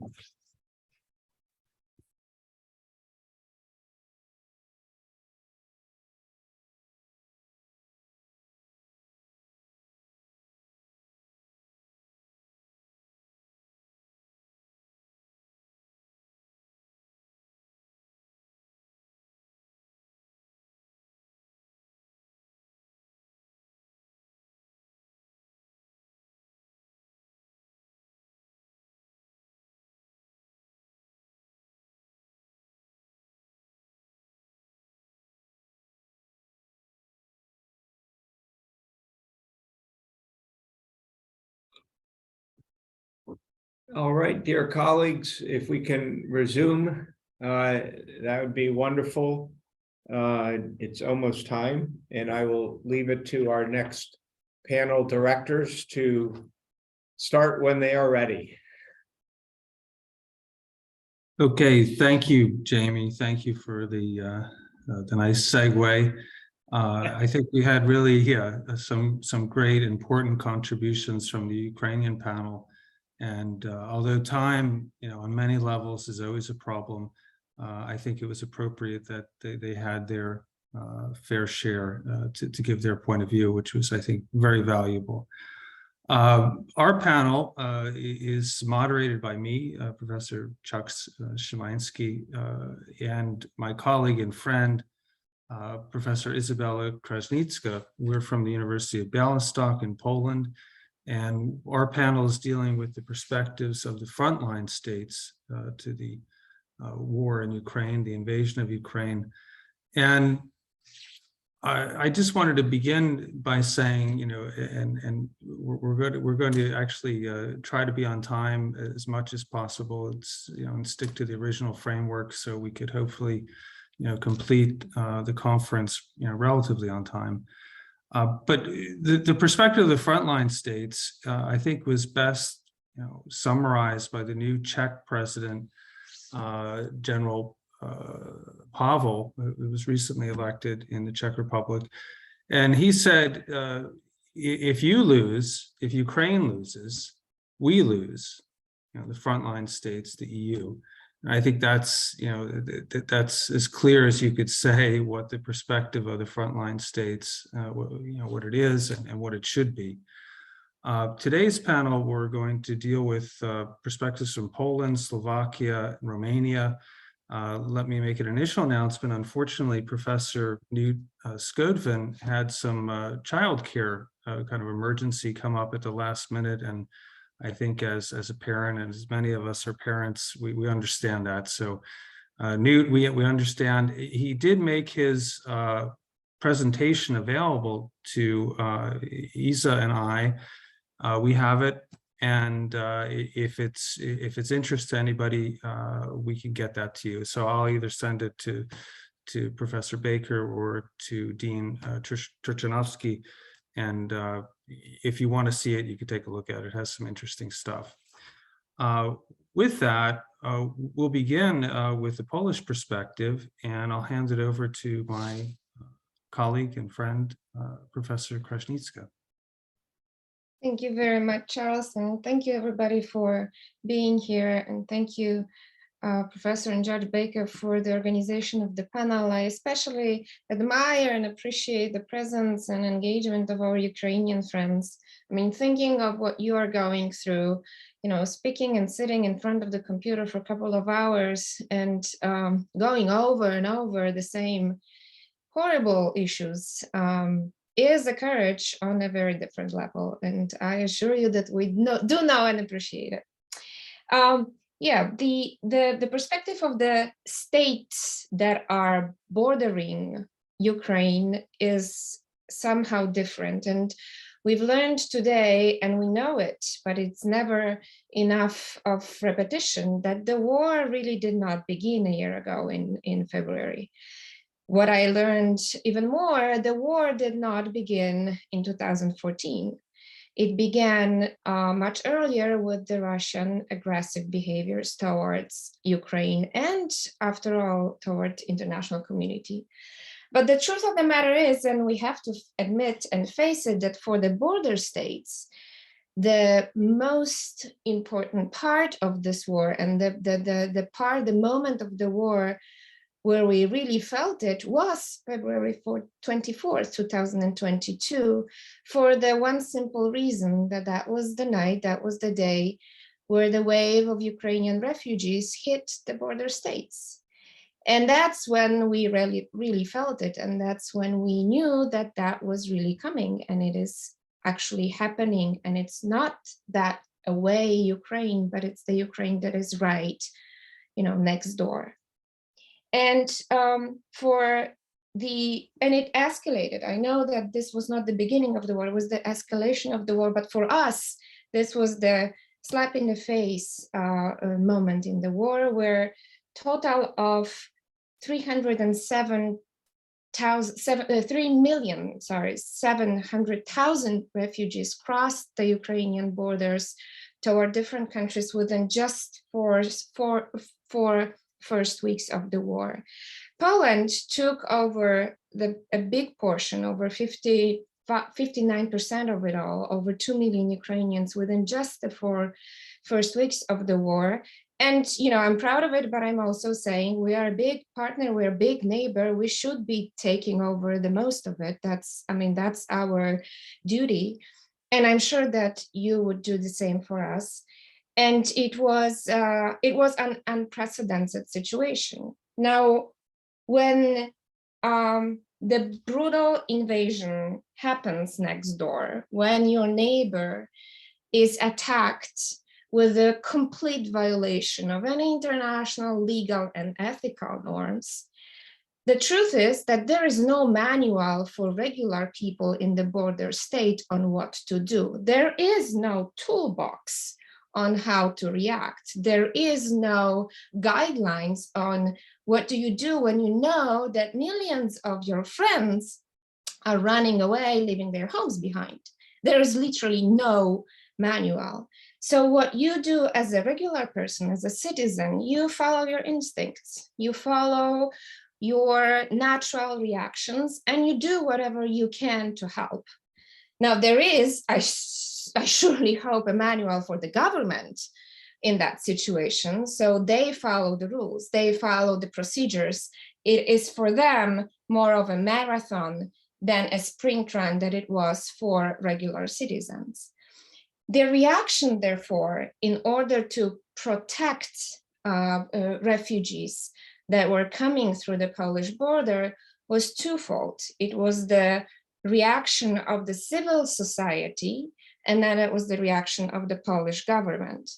And the reaction of Polish society, and we've seen it and we've felt it, and I'm mostly proud of it, although as with every human reaction, there was a brave and friendly and admirable reaction, and then there were some faults and mistakes and misbehaviors, and we should not be forgetting that those are part of the process as well. So as much as we wanted to do good, we also did not deliver the best, especially in several issues, and especially in the long run, right, after we took the first breaths and started to thinking, what is next to come. The civil reaction society was intense, and it clearly was a one big NGO happening on the borders. The governmental reaction was, there were two key issues. And again, we are discussing the actions toward refugees, not toward the entire invasion itself. The governmental reaction had to be to pass the laws that would allow for faster and better help. And that takes time. And then there was to find money to fund it, right? It was the time and the necessity to regroup the resources and throw in as much as possible. The governmental reaction, therefore, required following 3 sections of law. It was the international law that we're bound by, especially the Refugee Convention.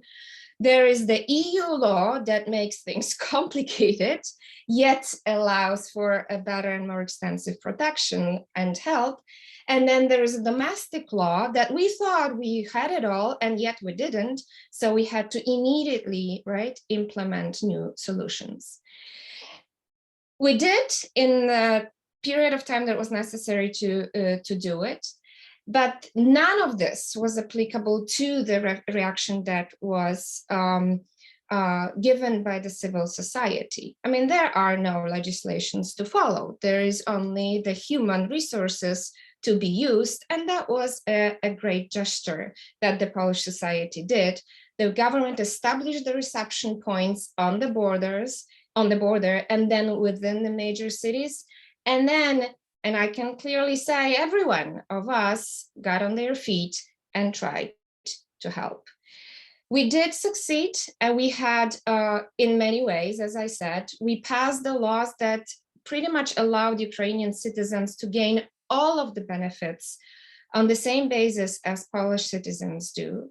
And we managed to welcome and then process, although I don't like this word, different statistics say different things, but between 6 and 8 million people crossing the Polish border since February 24th, 2022.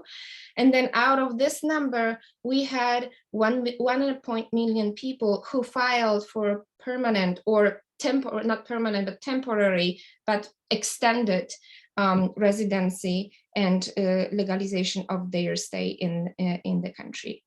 I sure hope, and I will pass over to Charles to deliver some of the long-term issues. I sure hope that this will never happen again. And I sure hope that there will never be needed a manual or a guideline on what to do and how to react. But maybe we should learn this lesson of history. And maybe as an academia, we should think about that as well and get our heads together, write down the experience that we have as they tend to fly, and then make it use of the wisdom unnecessary yet happening for the future generations. Thank you. Thanks, Isa. That was really interesting, and I don't have a terribly lot to add to that. I think Professor Koźmińska gave most of the Polish perspective. I just wanted to say a few words about the role of European law, European Union law, and then perspectives for the future for Poland in terms of accepting Ukrainian refugees and motivations for Poland as well. Just really quickly, most of the time, European Union, asylum and immigration policy and law has been, heavily criticized and appropriately so. If we look at the Syrian crisis and the disarray, German policy, Hungarian policy, it was really a mess. There was something way back in 2001, the European Union enacted a temporary protection directive. And this was in response really to the Yugoslav wars and the Bosnian wars. And the idea was if there was a mass influx of people coming to the European Union and because of a war, there should be some kind of unified response and help for those people. And there was the basic elements there, a fast-track, low-cost, visa or access to the European Union. Don't hold these people up at the border. Employment opportunities, access to employment, healthcare and social benefits, housing, education for those under 18. And essentially, Poland did that. They followed those provisions and then some. But this existed, and this was kind of brought back for the European Union extremely quick on March 4th. They implemented that directive and applied it to Ukrainians who were present in Ukraine before February 24th and left February 24th or afterwards, in addition to some other categories of people. So I think that that was helpful. And one of the key things was the European Union in the March 4th implementation allowed for onward movement of Ukrainian refugees. So if they came to Poland or they came to Slovakia, they could go onward to Germany, to Sweden, to other places within the European Union with immigration networks, with family, or where there was better employment opportunities. And this really eased the burden on Poland a lot, I think. The ability of these people to, if they wanted to go farther. And I agree with Professor Krasnicki. I think it was really, it wasn't perfect, but the Polish response was pretty effective considering the huge volumes that were present. Perspectives for the future, really quickly, two kind of scenarios that we have to look at, and depending on what happens, and hopefully neither of them will happen, but it might affect Polish policy. One is a long-term war. Iran, Iraq, that this goes on, not just this summer, but for the foreseeable future. How does that affect Polish response? I think if we're talking about the numbers that exist now, maybe 1 to 1.5 million refugees in Poland, I think Poland has the capacity to absorb these people in the housing market, the job market.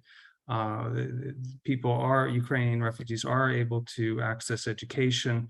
And I think that that's, with European Union support, that's tolerable. I think that will work, and Poland can continue to help. One danger, I think, is, and some of my Ukrainian colleagues have raised it, not that it's present now, but that it could happen, like an issue of like Polonization. And maybe this is not intentional, but if we have Ukrainian students going to school in Poland and they have a right to do that, and that Poland has been great in giving them educational opportunities, the education has been in Polish language. And, it's a blessing and a curse that Ukrainian is somewhat, and Polish are similar languages, because Ukrainians can relatively quickly pick up Polish language to a workable extent, especially young people. And so I think an issue in going forward, to the extent this is a long-term population that's going to stay, we have to make sure that Ukrainian culture and traditions are protected. And so they have to be, of course, in some sense absorbed into Polish society for education and housing and the job market, but also to be able to go back and feel Ukrainian and not necessarily feel Polish. So feel welcome, but also retain Ukrainian identity.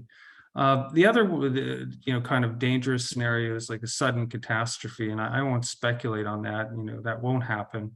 But one thing that in the winter, and hopefully that'll be winding down, was if the Ukrainian energy and electric grid collapsed, and we're talking -20, -30, there could be millions more people crossing the Polish border for safety in that situation. That would be more difficult, and I think Poland would need some assistance to help those people. Again, especially with the ability of onward movement to other European Union members to help out if there's an event of a massive influx. Going forward, what's in it for Poland? I think the short answer is to help friends. My understanding, and as Professor Krasnicki said, Polish people have been through this, in an earlier time, and there is institutional and generational memories of what it's like to be attacked, evil aggression, and unbelievable evil and genocide. So Polish people have a memory of that, and they want to help friends. There are other issues that we could say that could also benefit Poland as a result of helping Ukraine, eliminating the Russian danger to Poland, the historical danger of Russia to Poland. If Russia loses, that obviously is a benefit to Poland. Also, Ukrainian membership in the European Union, that benefits Poland. I was talking to Professor Baker the other day about the access of the European Union moving east. And if Ukraine is a member of NATO and the European Union, this benefits Poland. This puts a more Eastern European accent on the European Union than the French-German access that we could say exists today. And then finally, we could say maybe reconstruction. Polish businesses, I think, in a sense, expect if there is a Marshall Plan, the war ends and Ukraine needs help. There's a hope that Polish businesses will be a part of that. But I think the main benefit, though, the main rationale of Polish help is really to help a country in need, a neighbor in need, a friend in need. And I think that that's what's going on. Thank you. Thank you. So I hand it Charles. over to Professor. Yeah, thank you. Thank you very much. And we will now hand it over to another friend and an EU member state. And that would be Slovakia, represented here at our panel by Miroslava Miteleva from the Human Rights League. So we'll hear the voice of an actual organization helping, and I'm very much looking forward to it. And if you could stick to the time limits as we try and fail, I mean, that would be highly appreciated. Okay, thank you. Miroslava, the floor is yours. Thank you very much. So good afternoon, everybody. It is a really honor for me to present today at this symposium how Slovakia responded to the war in Ukraine and to the influx of Ukrainians on our territory.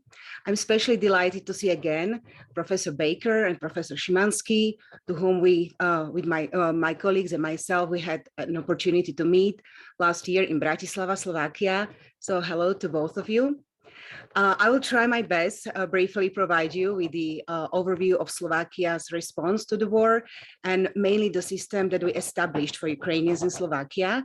And for that purpose, I also a presentation. I don't know if it is possible to share. I'll try my best, and if not, okay.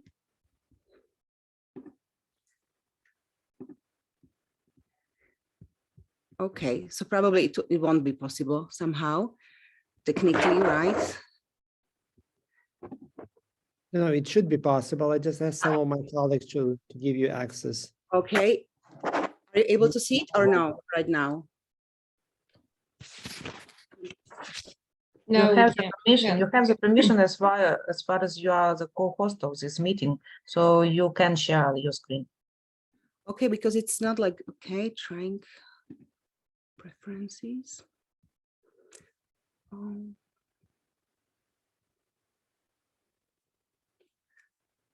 Somehow it's not working. It's like a security reason. Okay, so I don't want to take your time, but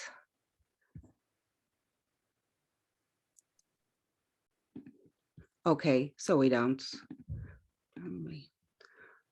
Okay, so unfortunately, you will not be able to see it. So at the beginning, I would like to tell you who we are, our organization. So we are a civic organization that was founded in 2005, mainly by lawyers and attorneys that were dedicated providing legal assistance or representation to foreigners and refugees in Slovakia. We are trying to combine high quality and free legal assistance and representation for all people who are asylum seekers or who have a migratory experience in Slovakia. We are trying to support and build a transparent and responsible immigration, asylum, and integration policies with respect to human rights and dignity. We are very active in commenting and promoting the changes in legislation, especially now in terms of Ukrainian changes in the laws. That we are trying to advocate for changes in certain areas. For example, at this moment, there is a topic about the national school system, whether Ukrainian children should have the compulsory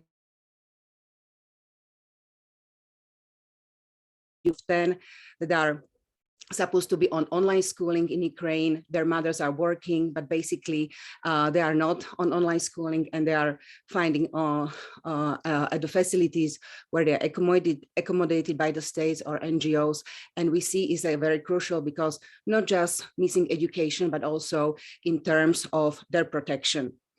We are also employing community interpreters. This is something that we actually developed in Slovakia, because as we have seen, there are many people coming to our country, and those people need to communicate with state officials and also with other organizations.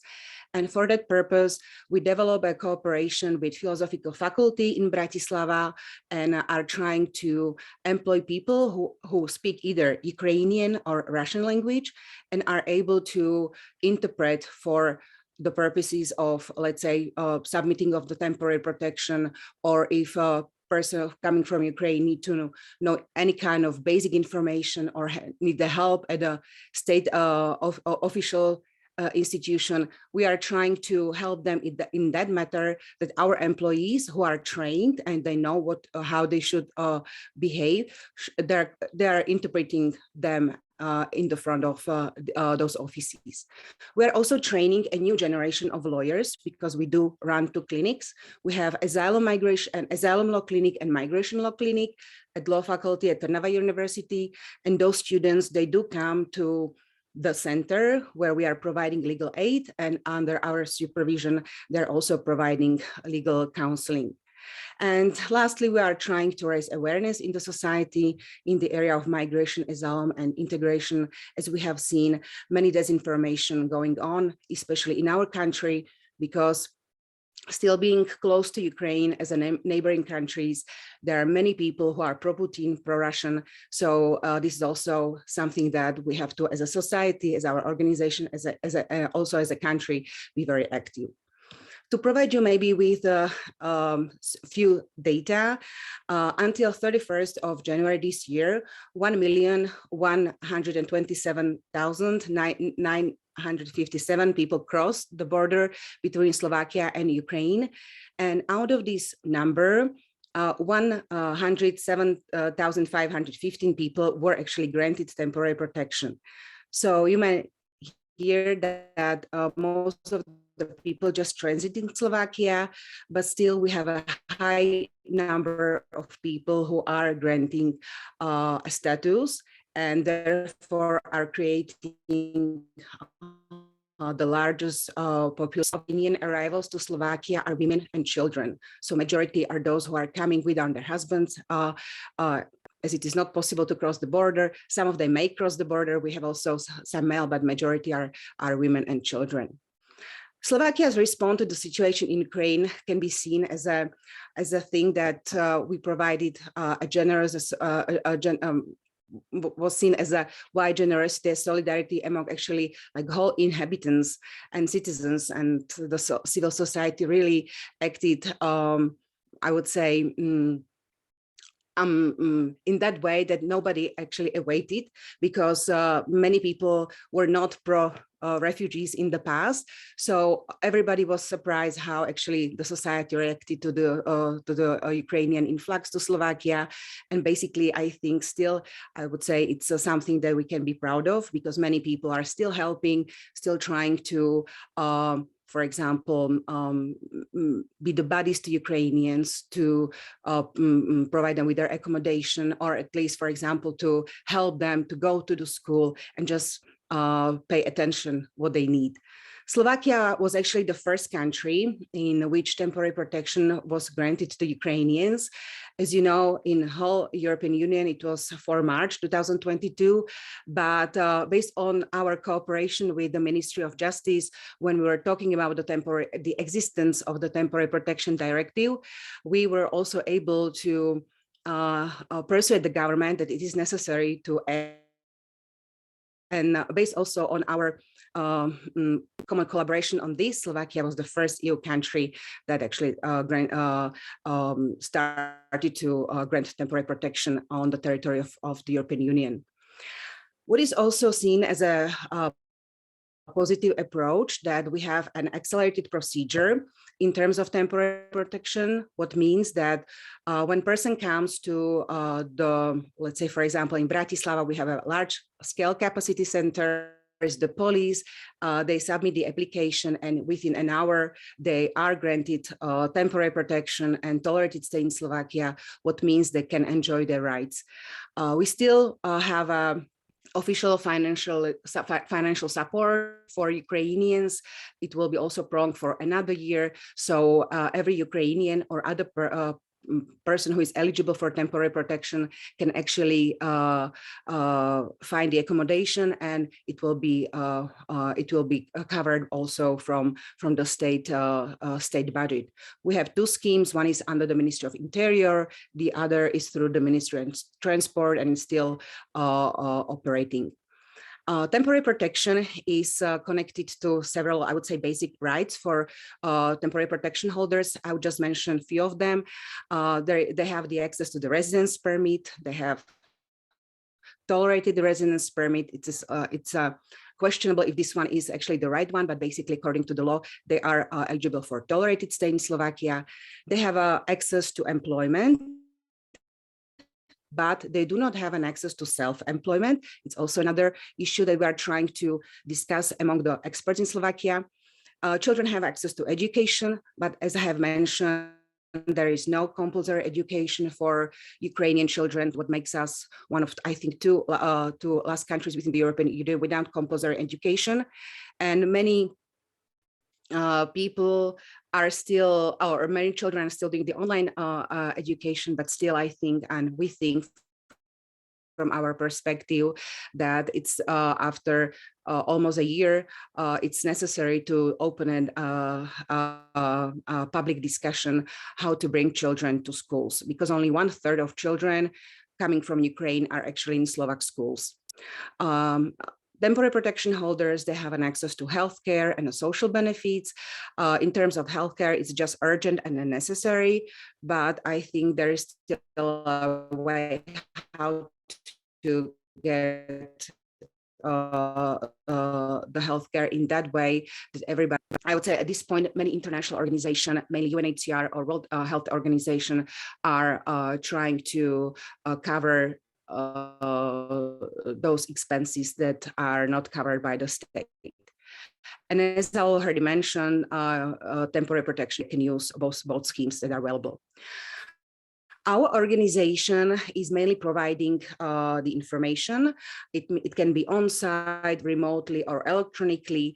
The provision of information is usually basic on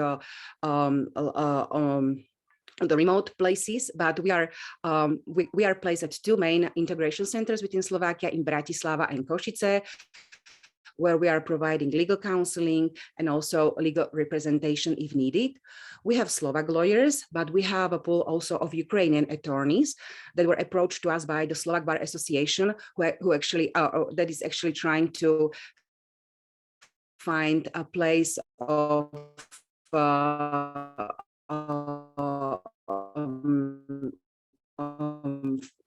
employment for Ukrainian employees trained by Slovak attorneys and actually are providing counseling to Ukrainians as well. We have a cooperation with the state institution. It's Legal Aid Center and the Ministry of Justice. 2 lawyers per day are coming also from their offices. We have law students, as I have mentioned, because we do run 2 clinics. We have volunteers. Many volunteers actually became our employees, but for example, we have a volunteer who is a judge from a district court of in Bratislava, and has been coming to our center for let's say more than 6 months now. We are providing the community interpretation. So I have already mentioned this. Human Rights League is co-chairing the UNHCR Protection Working Group, what means that we are able to comment and also to suggest the approach of the protection that is provided in Slovakia. So we are trying to find out who is actually providing the help, in what kind, and if there is necessary something to legally discuss. This is a platform that we are using very often.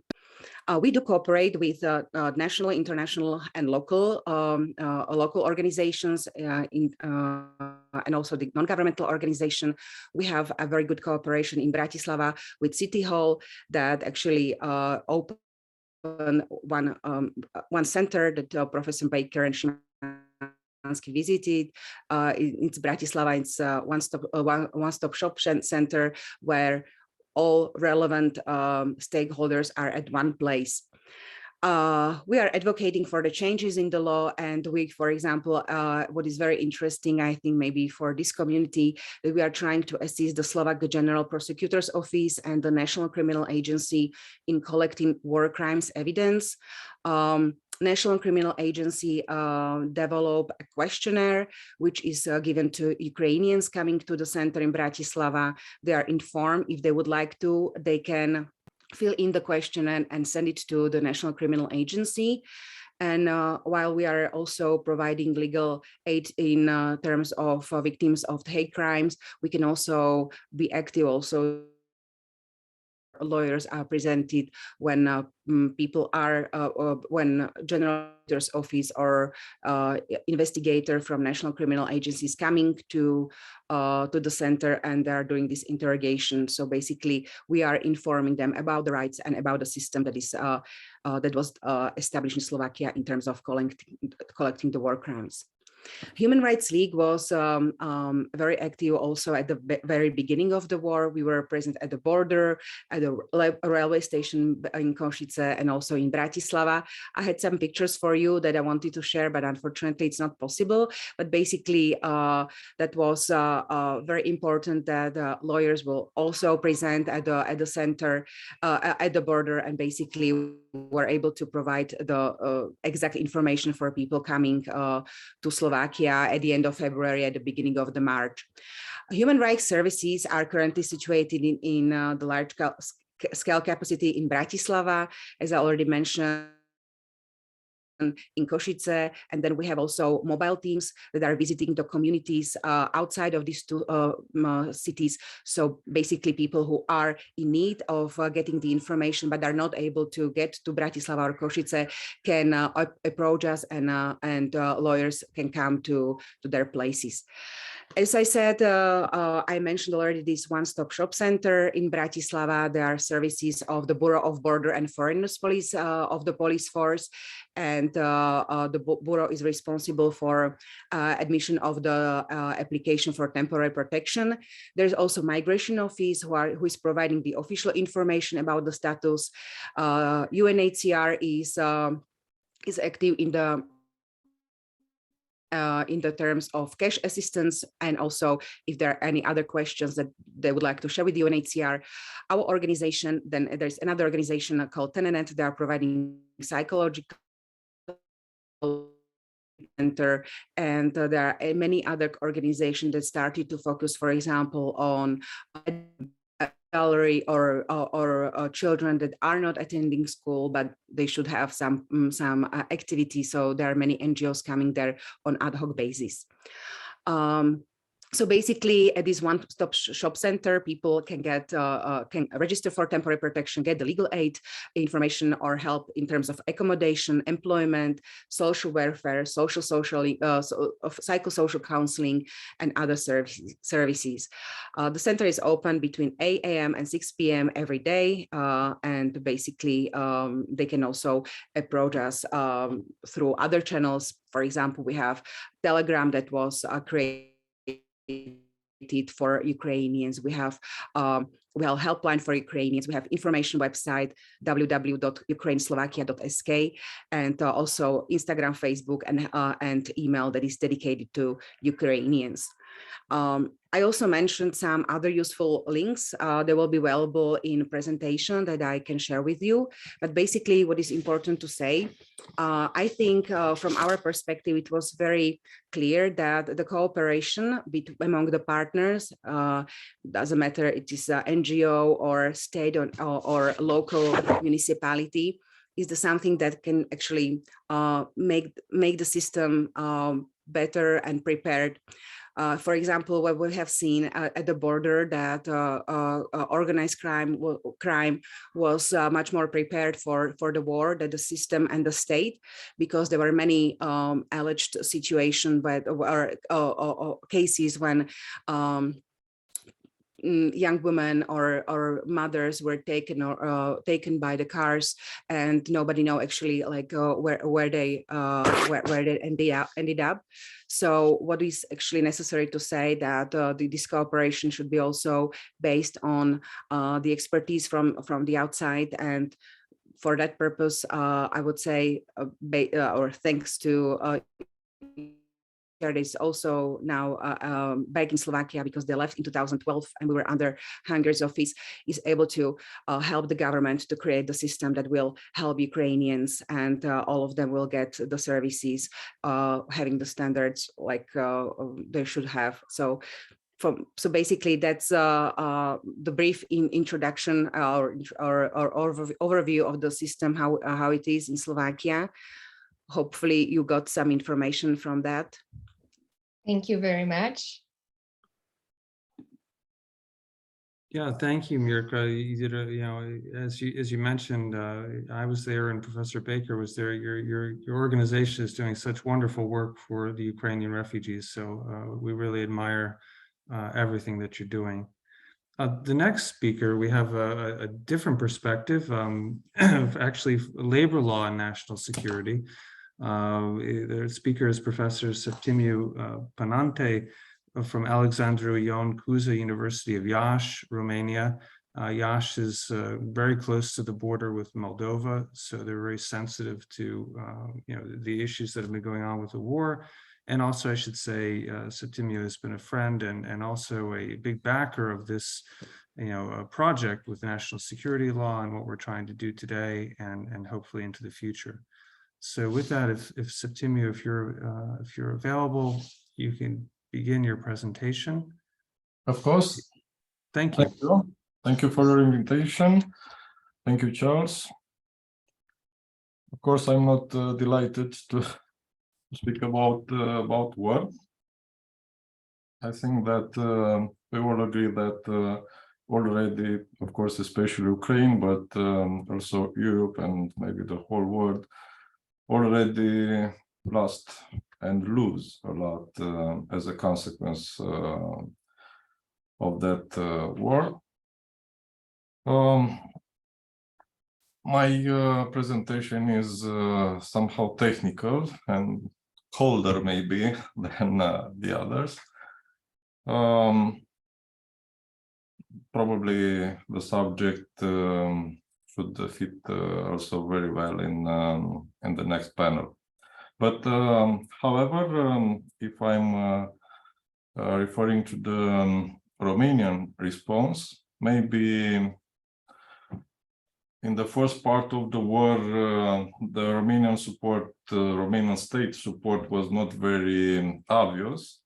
But I think in time we could saw that it is a strong, consistent support in humanitarian dimension, maybe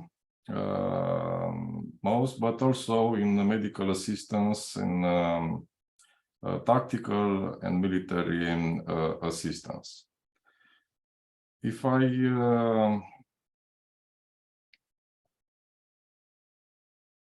in an individual perspective, I dare to confess that I personally hosted a family of refugees. It was an 12 years boy, his mother and his grandmother. And unfortunately, after 6 months, after the beginning of the war, they have to take a very difficult decision, and they have gone back in Kyiv, where the husband was implied, and I think he still is in police activities. But if you allow me, I will try to share you a short presentation, and I hope that I will succeed.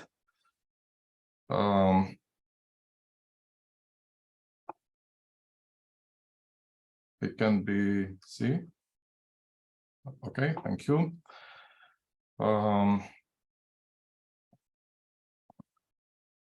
Labor law and national security, judicial status of Romanian military employees as a consequence of Romania's membership in NATO.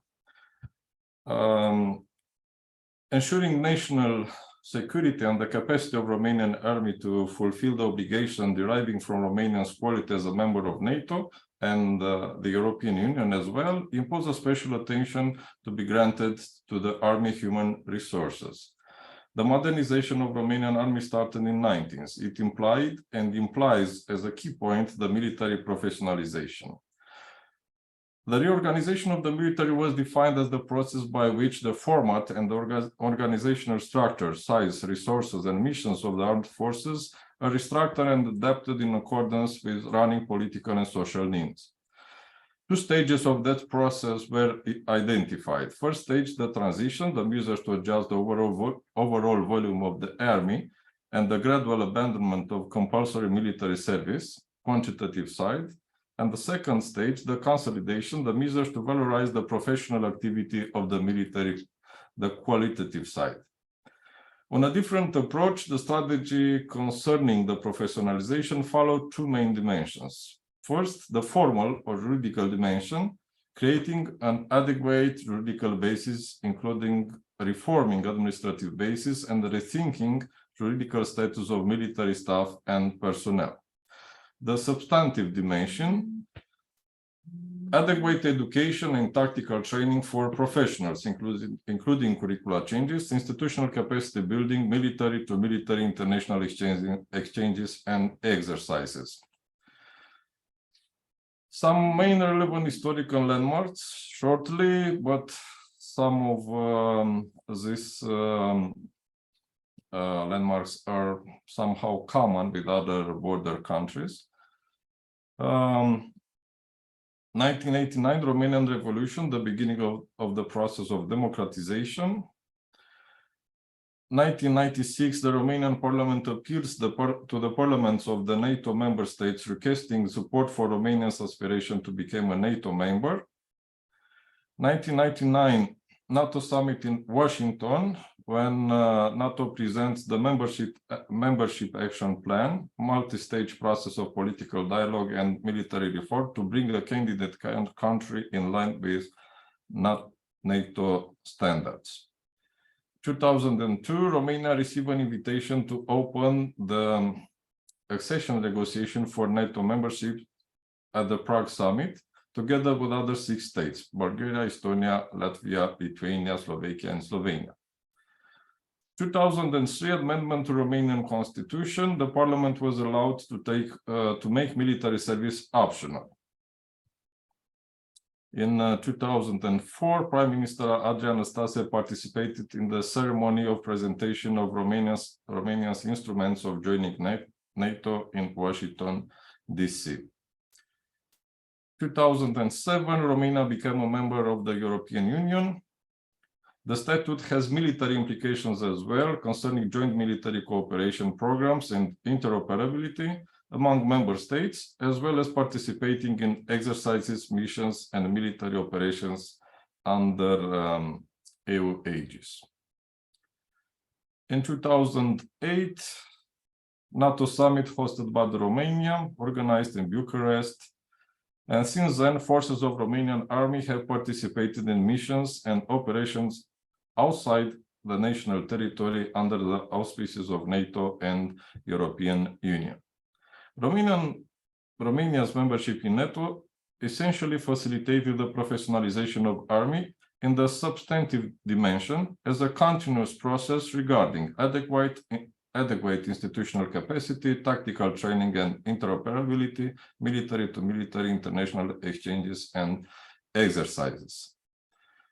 I will skip the part with administrative background, Romanian Ministry of National Defense, and as a short overview, the juridical status of Romanian military employees. The organization of Romanian army We cannot see the slides change. If you're changing them, we can't see it. I'm sorry to interrupt, but just thought I'd let you know. Okay, thank you very much. I'm changing the slides, but I don't know how to fix this problem. So I'll try to finish as soon as possible.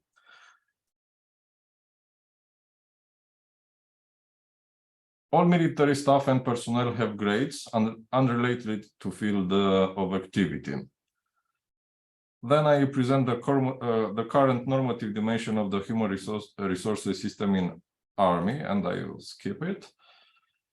Despite the common rules of Romanian labor code, the regulation of the employment contract of militaries is veiling the free consent, but does not allow a negotiation of clauses. These are settled out and detailed by imperative norms as a consequence of the peculiarity of the military field. For some precise specialization, certain special regulations are applicable. For medical, academic personnel, prosecutors, and military judges, as common substantive rules.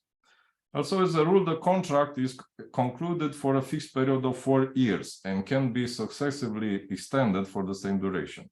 Only soldiers and professionals who have a length of service in this capacity of at least 15 years can conclude contracts for an indefinite period of time.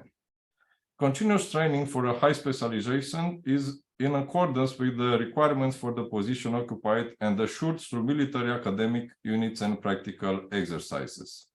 So the main duties of the military to fulfill with loyalty and professionalism the mission received, both on the territory of the Romanian state and outside it, if necessary, even at the cost of life. To participate unconditionally in international missions, depending on the requirements of the Ministry of Defense. Also, disciplinary, as a special feature, disciplinary liability of the military is more rigorously regulated than in labor code. And at the end, I will show you the statistics about civilians' perception of the army and the military profession. The level of confidence. According to the survey carried out by the Laboratory of Analysis of Information War and Strategic Communication, Romanians have trust or a lot of trust in, and I am selecting the first 3 positions. In 2022, the Church 66%, Army 61%, and Romanian Academy 60%. And in 2022, Army was on the first place with 67%, Romanian Academy with 64%, and Church 62%. Is somehow interesting, not only the position of Army in the from this perspective of level of confidence of civilians, but also this association almost on the same level between Church and Romanian Academy. However, on the ground of COVID-19 epidemic and the establishment of the state of emergency on the territory of Romania, supporting the central and local public authorities became the priority of the Romanian Army missions, and the involvement of Romanian Army in the management of the health crisis especially was positively perceived by the population. I think you still cannot see the slides. Thank you very much. Thank you very much. And yes, this, to see the numbers would be good, but still the 60s for 60% and now more for the church, academia, and army. That's something, you know. It's speaking for itself. And I think we should all send the presentations to Jamie and then make a folder or print it out in the report and send it out in a PDF file to all of the participants. All right, well, we're staying, thank you very much. And we are staying with Romanian perspective, and we're staying within the perspective on national security. And I will ask now Professor Carmen Moldovan to comment on the impacts of the national security of Romania in the context of the Russian aggression against Ukraine. The floor is yours. There you go.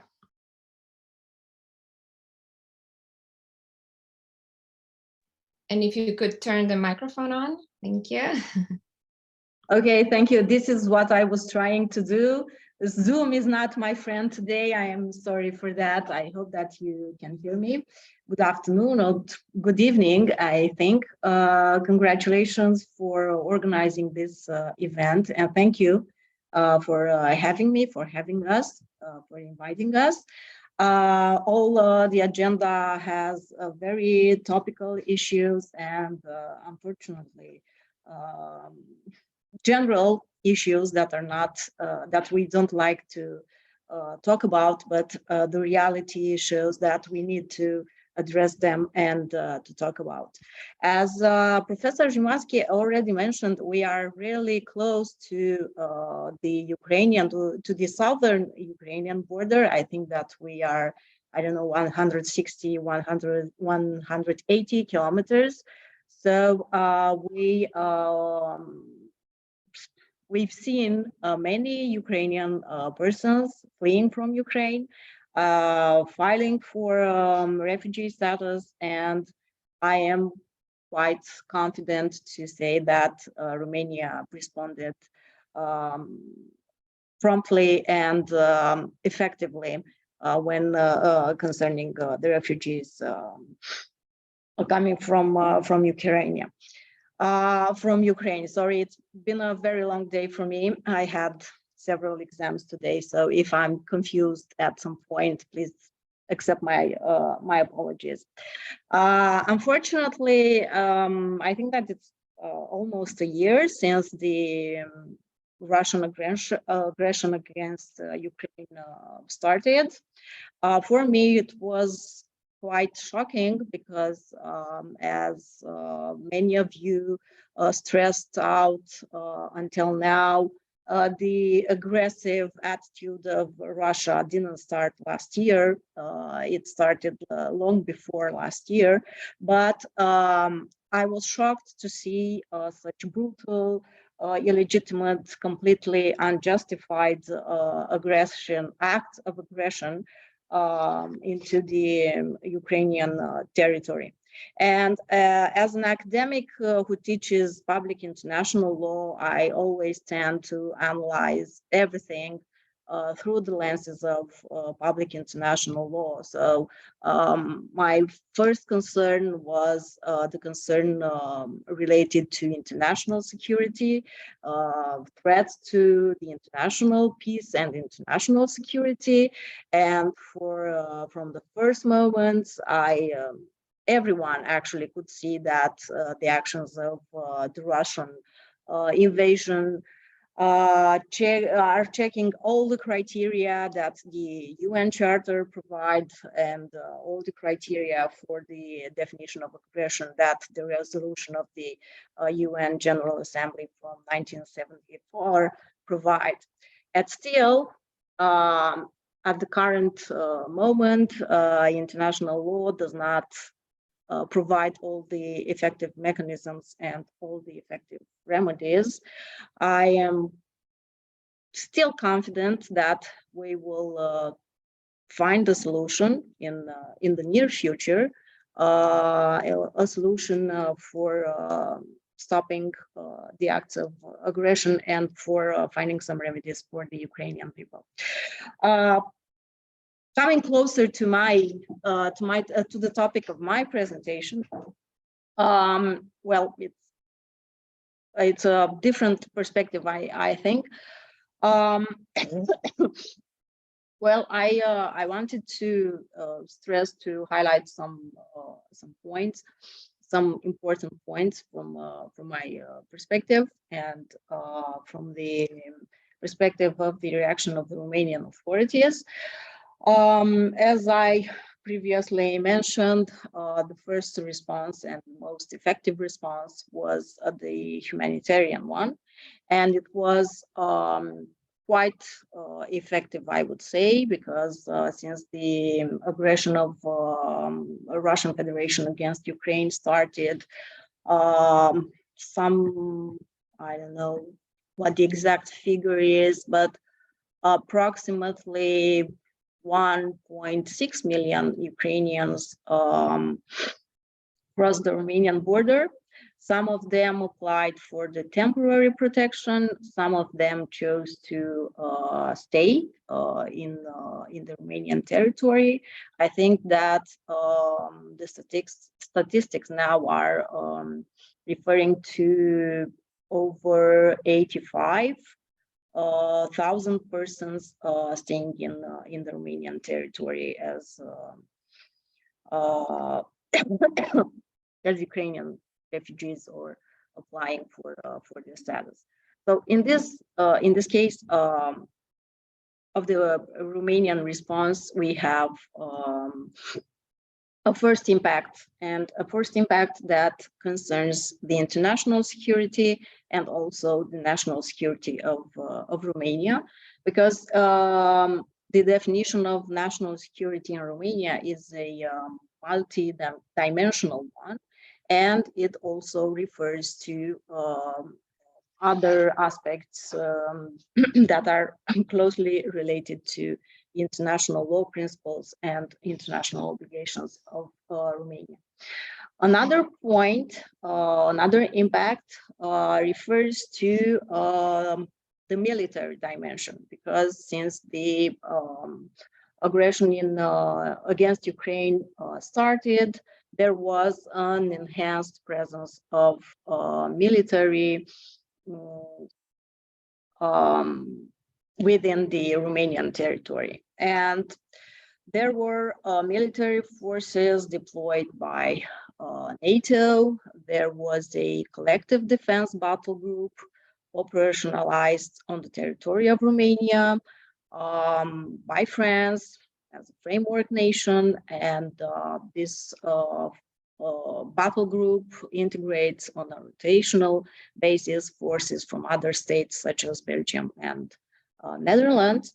And also starting last year in May, a NATO battle group was established in Romania, and the formation of battle groups are part of a wider set of measures adopted by NATO to strengthen the deterrence and defense posture.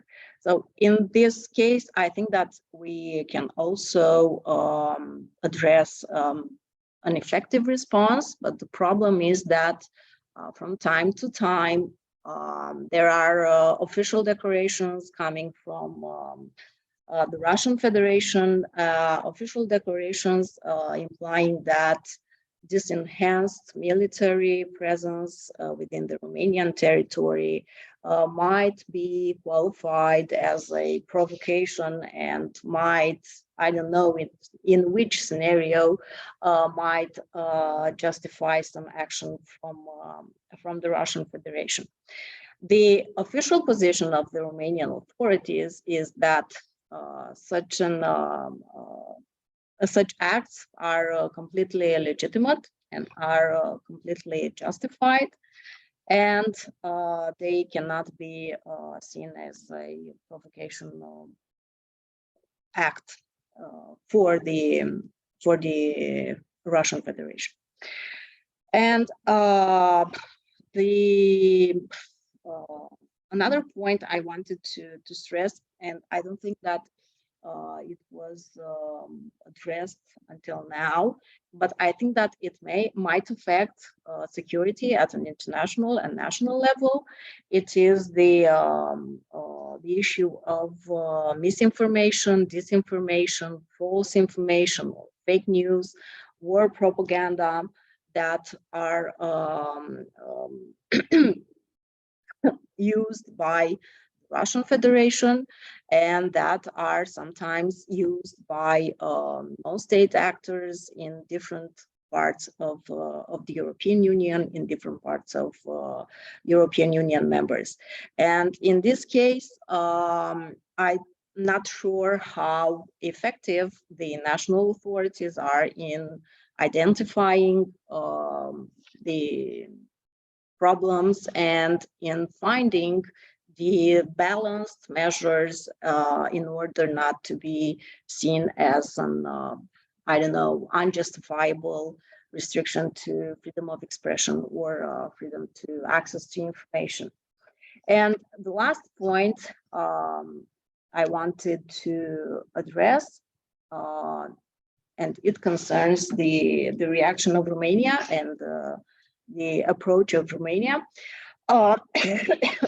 Sorry. It is the support and the assistance that Romania chose to give for the proceedings before the International Court of Justice, for example. It's not the only Romania, but it's not the only state in Europe who made this choice. As I'm sure that you are well aware, Ukraine filed an application before the International Court of Justice in February last year, and concerning allegations of violation of the Genocide Convention. Since then, a great number of states, I think that there are now over 30 states, filed intervention applications before the International Court of Justice, applications that are supporting the arguments and the allegations of the Ukrainian state. So I started with saying that international law at this point is not perfect, doesn't have all the remedies. And I intentionally left this point as the last point of my speech today, the support and the intervention that states have for the Ukrainian state before international courts, such as the International Court of Justice. So thank you for your kind attention. I hope that we will have, I don't know, academia will provide very helpful ideas, and that all this situation will come to an end after all, and that peace will prevail. Thank you. Thank you, Thank Professor. you very much. Yeah, thank you, Professor Moldova, and a really great job. And Septemia, thank you for the Romanian perspective. And I think you could see the frontline states are all with Ukraine. They're trying to help as we can. And I hope that was a helpful perspective. I think now we'll try to take a 5-minute break. And I would just add one thing, subject to Dean Turchanovsky and Professor Baker. It seems like there's been a problem with the presentations. One froze and then 2 people couldn't get them. So I would go with what Isa had said, either to maybe collect them, or if Valentina, if somehow in this 5 minutes, if that problem could be solved, that would be great for the next panel. But thank you for all our speakers. You did a great job, and it was really interesting. We have a question. Yeah, excuse me, colleagues, I have a problem. I have actually planned broadcasting on Ukrainian television today also in the evening. And as actually we completely out of time, can I ask a favor if you can give me the floor right now, and I will leave after it, because as I said, I need to be on live TV in Ukraine today. I promise I will not spend a lot of your time. I will try to do it in 3-4 minutes, and after that you will go to your break if it's okay. Yeah, Professor Baker or Dean Turchanovsky, do you have if Evan has to go, perhaps we could put him in now. Do you have a? Yes, why not? Okay. I think we all need to focus on, we'll just focus on clarity, as one of our earlier speakers said, the importance of clarity here. So please, why don't you go now, and we'll take our break. Yes, thank you very much. Actually, indeed, I will be very, very short, because fortunately, Irina Poliashvili, in her brilliant presentation, covered the majority of the issues which I actually planned to present today. And actually, my idea was to discuss the necessity to establish an international tribunal for the crime of aggression, or it could be a special court or something like that, and to explain why it is necessary. The point is very clear. Current Russo-Ukrainian war, it's not simply another armed conflict. It's something which challenges the rule by law world order. And if Russia will achieve anything, actually, if it will not be finally defeated, if they will keep Crimea, if Putin will not be punished, if Russia will not pay reparation, it will be clear signal to all totalitarian regime, authoritarian regime throughout the globe. And actually, it's up to us if it will be red line for them or green line for them. And actually, I'm pretty sure if Russia and Putin will not be punished, absolutely for sure, the next victim will be Taiwan. Situation is very closely watched by communist China. And if they will see that Russian invasion to Ukraine will remain unpunished, it will be clear green light for them to attack Taiwan. And as we all know, absolute majority of different microchips and other electronic equipment is produced in Taiwan. So in case of war, the world will have such an economic crisis. So other economic crisis which we had before will be kind of holiday in kindergarten. So basically, what was the main problem? As it was already mentioned today, International Criminal Court, currently, if we're talking specifically about situation of Russo-Ukrainian war, has jurisdiction over genocide, crimes against humanity, and war crimes. But unfortunately, due to the Kampala amendments, ICC does not have jurisdiction over the crime of aggression, which is a mother crime of other crimes, and actually it was a starting point. And respectively, to face somehow, to address somehow that situation, it's necessary to create the new tribunal. It's very important to underline here that it will not be kind of competitor to ICC, but it will be some supplement to ICC. So ICC can continue to be involved in the issues of genocide, crimes against humanity, and war crimes. But for crime of aggression, we need to create the new tribunal. And actually, of course, there are different possibilities and different problems. One of the most legally clear way, but unfortunately absolutely practically impossible, it's to do it like it was done with former Yugoslavia and Rwanda, to do it through the Security Council of the United Nations.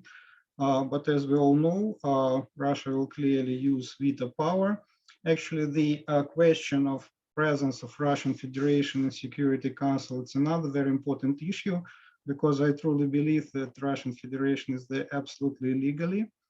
And question how to expel Russian Federation from the Security Council, it's another topic which also deserves the separate presentation. But not to go deep to the details, still there are some practical mechanisms how to take Russia out of Security Council. We can actually take the example how Taiwan was changed for People's Republic of China in 1971. So we can actually use same pattern to take Russia out of the United Nations. But as I said, it's a side question. So, and because of that, until now, the way which was used for Tribunal of Yugoslavia and former Yugoslavia for Rwanda is impossible. That's why indeed a tribunal could be created under the auspices of the Council of Europe, for example, with the support of the General Assembly of the United Nations, or it could be a tribunal which is similar for Special Court for Sierra Leone or for Kosovo. Then it will be a national Ukrainian court with international elements to ensure its impartiality, neutrality, and independence. So basically, all those possibilities are on table now. All of them have pro and contras. But what is important that it should be done, because if evil will remain unpunished, it will be definitely a green light for collapse of our ruled by law world order. So basically, as I promised, I was very, very short. Thank you very much for your attention. And unfortunately, as I said, I need to leave now to go to Ukrainian television. Thank you. Thank you. Thank you, and thank you for speaking up, because your voice, as all the voices, is so important to be heard today. We all would like to go on Ukrainian television with you to tell the world how we feel, but instead we wish you well and thank you for your comments. It's now 5:59. As a special bonus, we will get a 6-minute break, and we'll see you back at 6:05. I would ask our next panelists to please stay focused on the time, crisp, and get your points out on the table, and so that we can make sure we wrap up by 7 p.m. Thank you all. We'll see you in 5 minutes or 6 minutes time.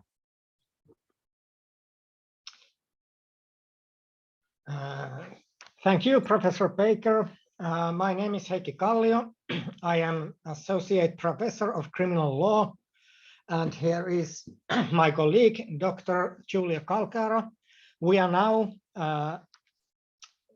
in Joensuu, and we are from University of Eastern Finland. We have left 3 presentations. Professor Mikhail Maslen informed us earlier that for personal reasons, he won't be with us today. So we have left 3 presentations. This panel is legal issues and lessons, and time is running. So let's go straight to the first presentation, which is cyber war and response, cyber warfare and other new hybrid security threats and how they affect the political and legal environment based on the lessons learned from Ukraine. And I would like to invite Professor Holger Mulder, and the floor is yours. Thank you very much, Heikki.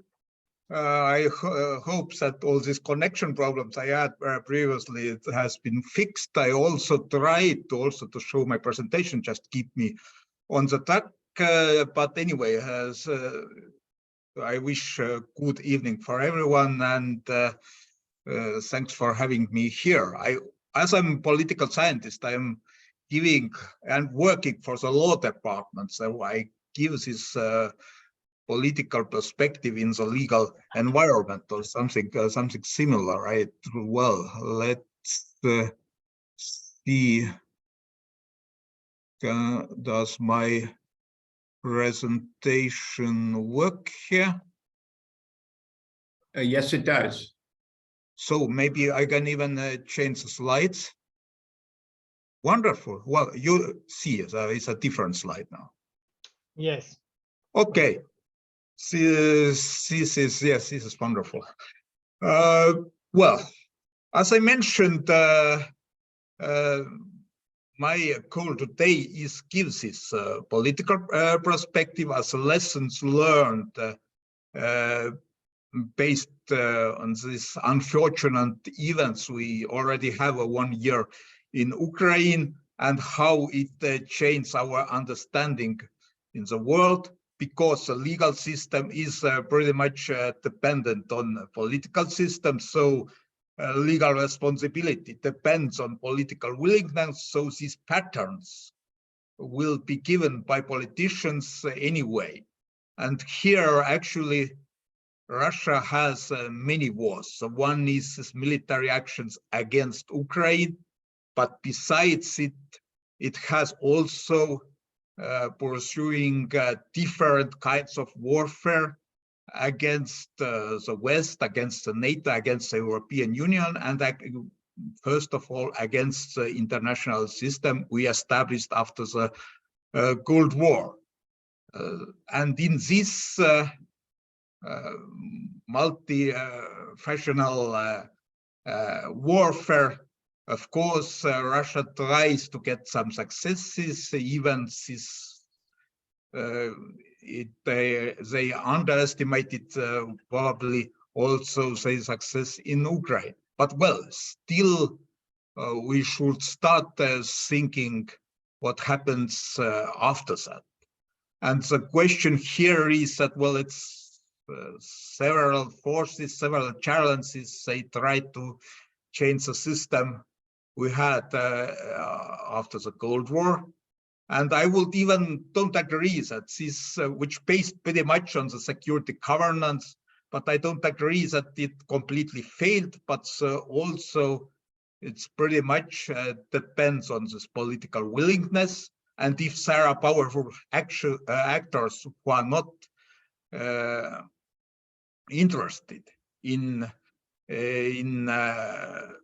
accepting the current system, and also I now refer to the words of a Bulgarian colleague of mine, Ivan Krastev. So in this case, challenger might have some advantages. Therefore, unfortunately, with this 10 years or a little bit more stable world we had, not very far in the past, this international system has become more unstable, and this is a result, actually, as we see, is these actions taken by Russia. So it's their goal is also to change the patterns of the system, and therefore also to change the culture. Well, because the culture actually this depends, the success of the system depends pretty much how these different patterns will be accepted by these participants of the system. And in this respect, well, it's unfortunately Russia doesn't apply any responsibility in this category, even taking more or less on this outlaw position. And it's sometimes even has been regarded as a new Cold War. Well, let's say here is a major difference. The Cold War was a very stable system, at least after this 1962 and what happened in Cuba. Well, where actually two great powers, they controlled the system, and they were at least able to agree on some level. And this now it's totally different. This system is becoming more and more unstable. How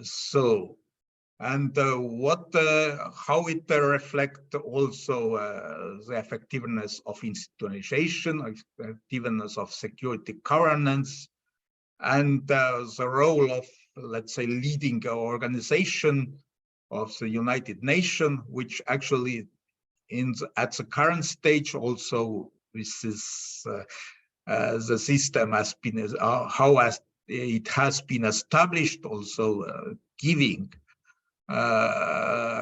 for Russian Federation these let's say legal ways to obstruct the system.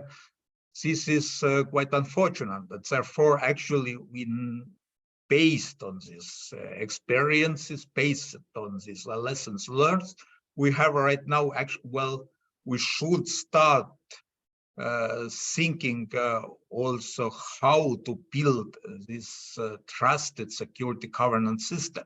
And so losing this security governance, which makes the world much more unpredictable, much more much less safe. Actually, this is this is actually the main goal as right now. Well, so for the Russia, and not just them, but many challenges as well, is actually the purpose of them is to destabilize the system. And in here, in destroying the systems, they have been quite successful, not in building alternative system, which is also one goal of Russia, but it's here they might have some partners who are sharing their concerns against the Western liberal system, but also so Russia is not building alliances just with other states, as our, let's say, this historical view. suggest, but well, it's also applying for these alternative movements, especially extreme movements from the right side, from the left side, which are building these new kinds of alliances and also destroying the existing system, making, let's say, their potential opponents much weaker, and this will be the problem. At the same time, the world has changed. We face many global challenges, like this pandemics we had. Well, and this also going to this direction. Russia is directing us right now. This is a more nationalist, more protectionist way. It makes, let's say, the world more, the global system less stable, and we can't manage much more important issues in this respect.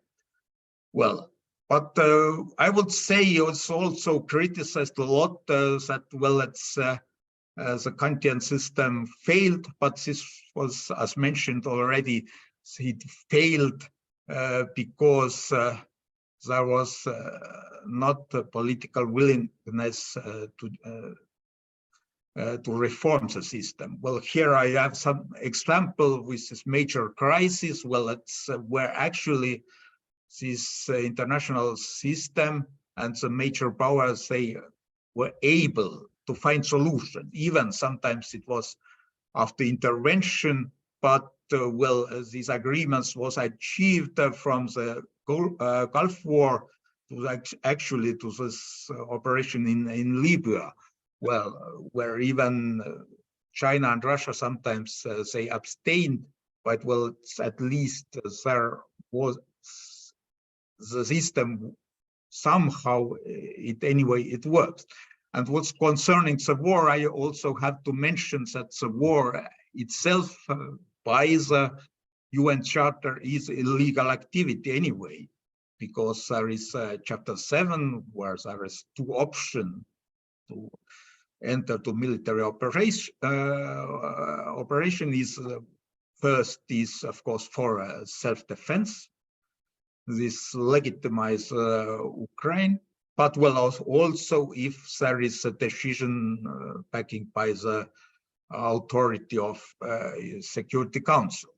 Therefore, well, it's outlaw position of Russia is obvious in here.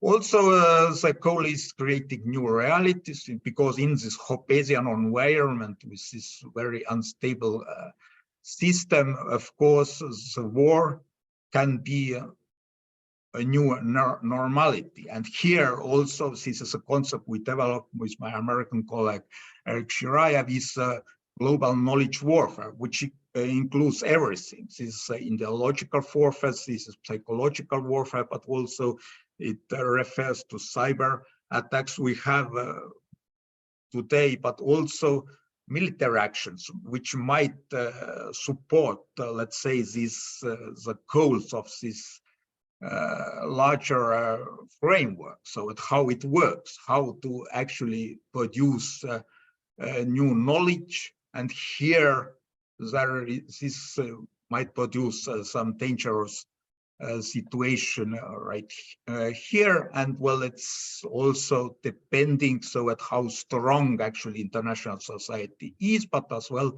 as every member of the international society as it is. For the Hobbesian challenge, which is not just Russia, this is also taking force during the last decade, probably also these processes to destroying the traditional liberal values in several Western countries makes this West weaker, also producing these clashes between Western countries, as it happened during the Iraqi operation and later.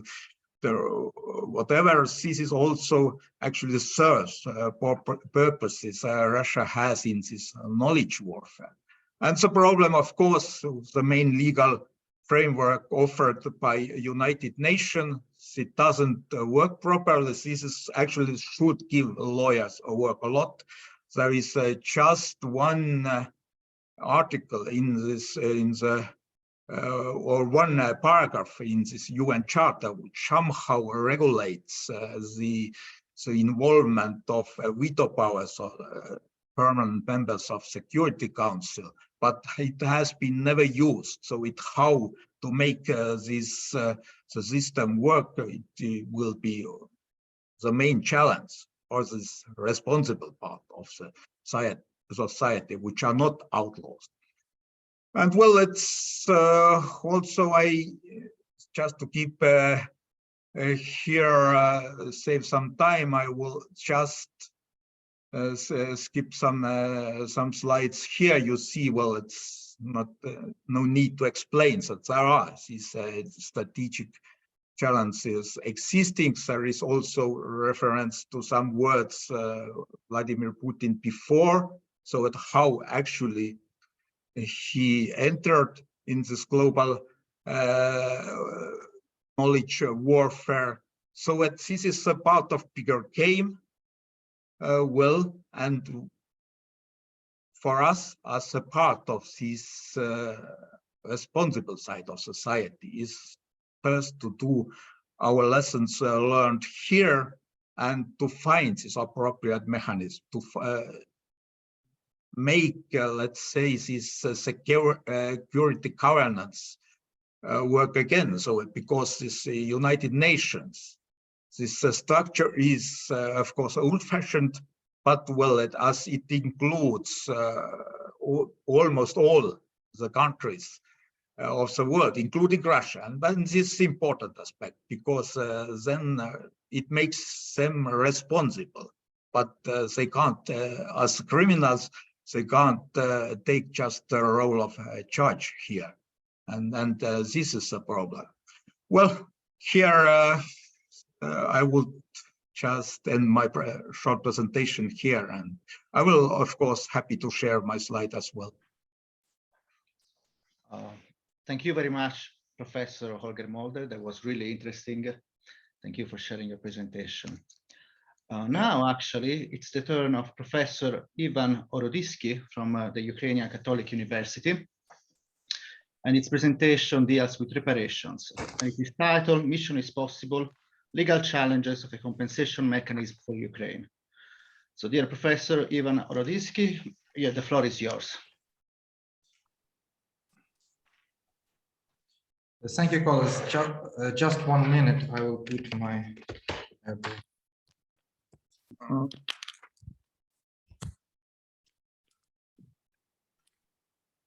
Yeah, okay, well, hold on.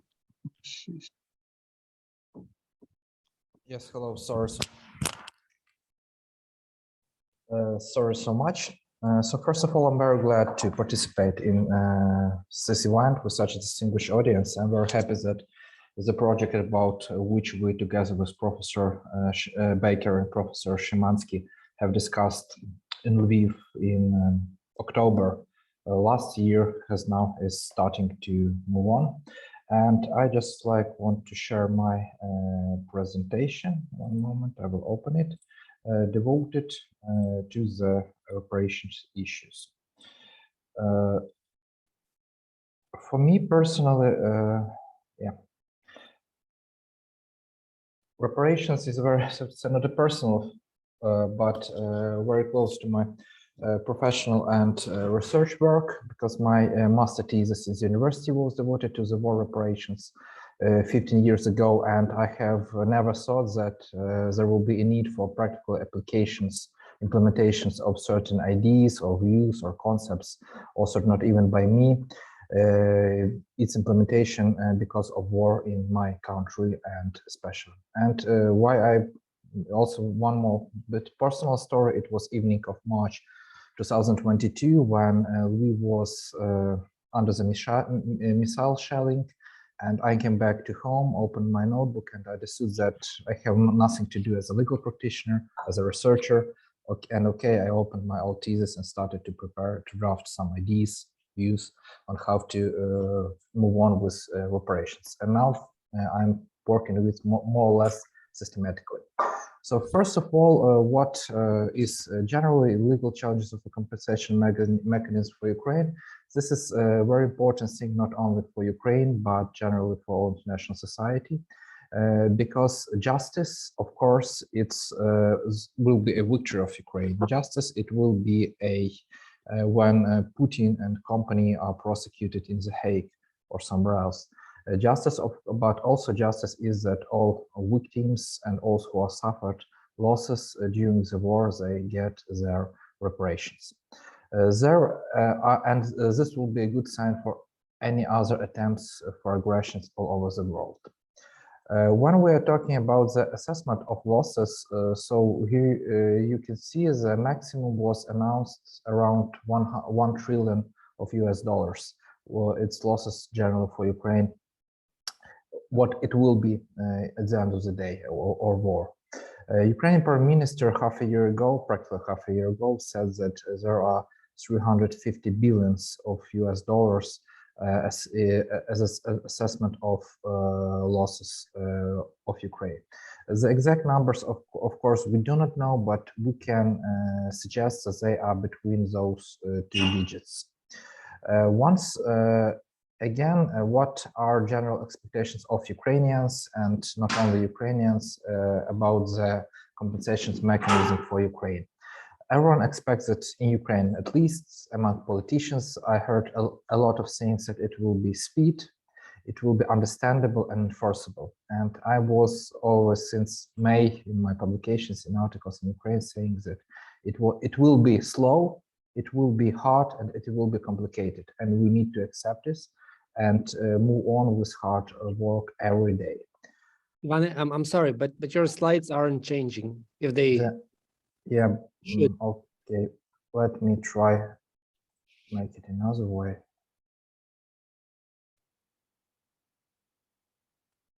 And this way? Yes, that's working. Yes, it's working. Yeah. Perfect. Okay.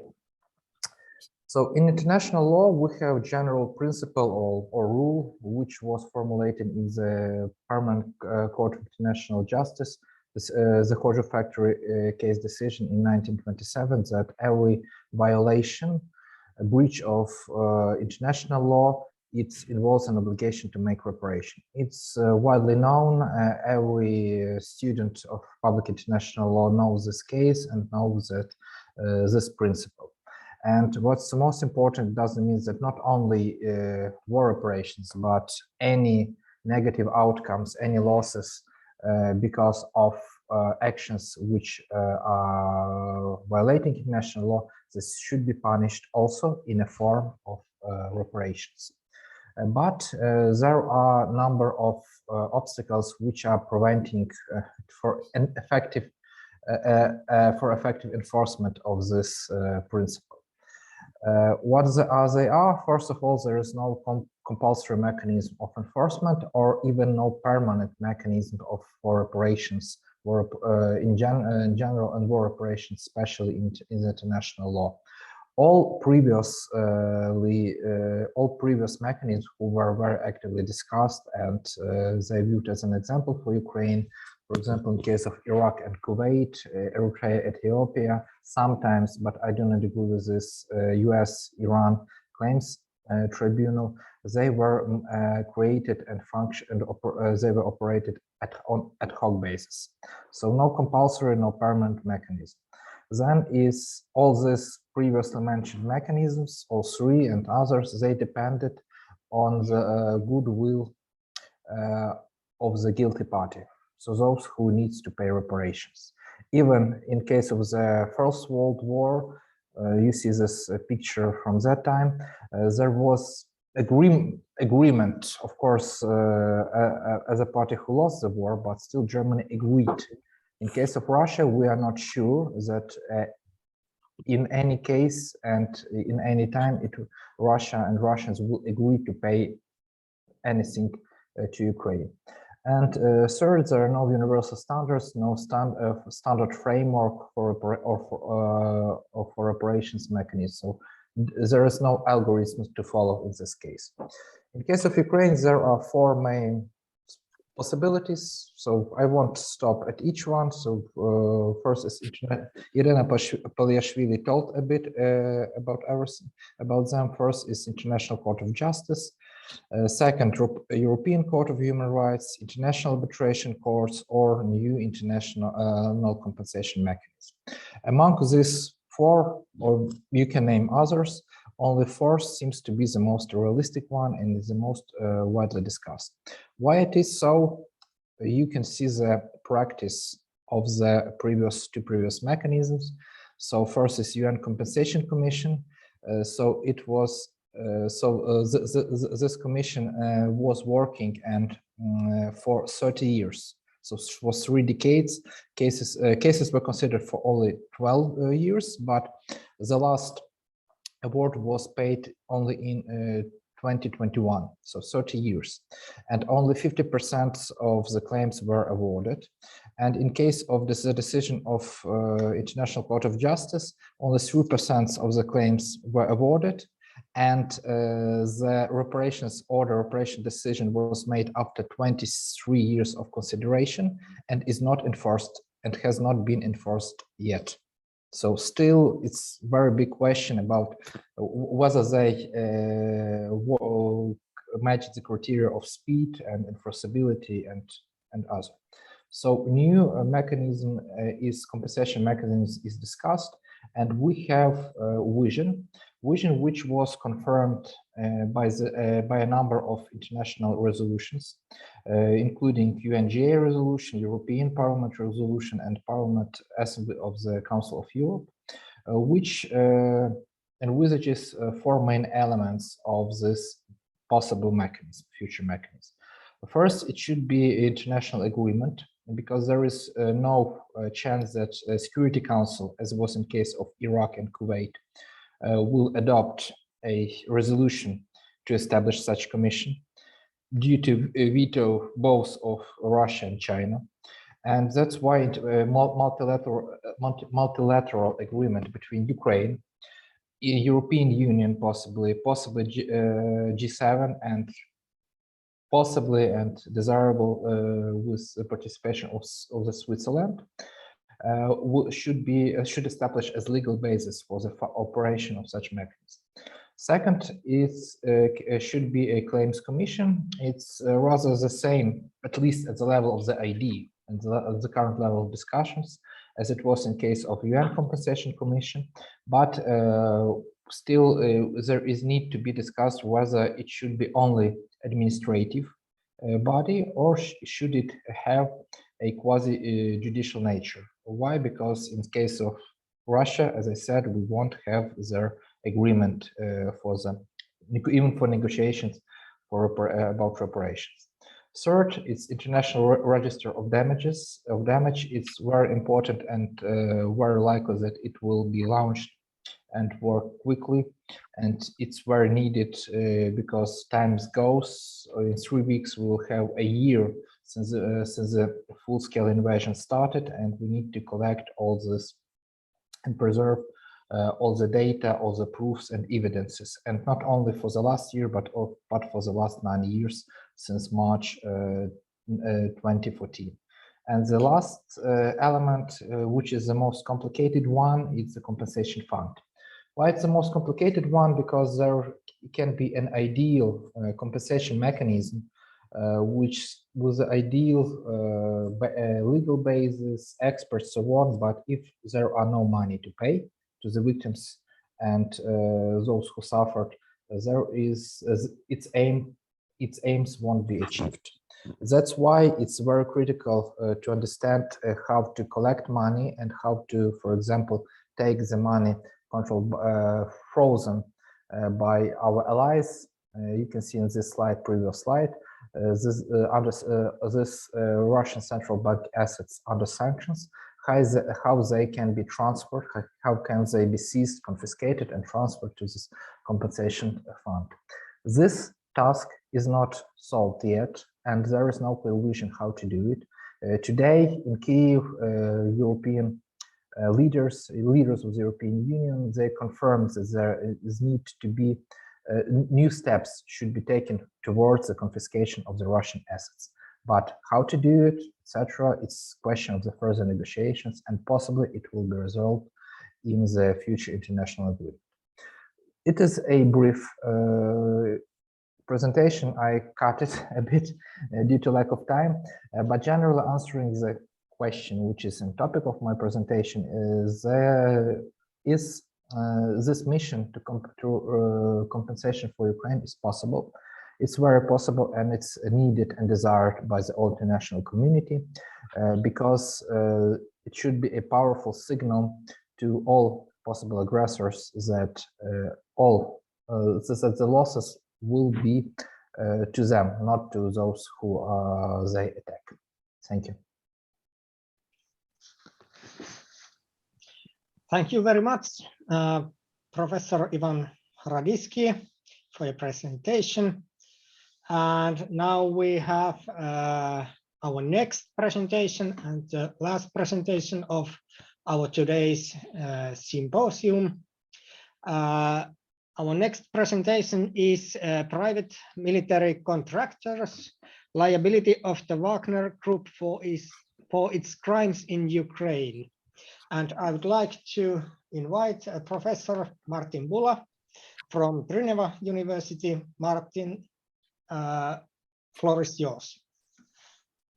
Thank you very much for the floor.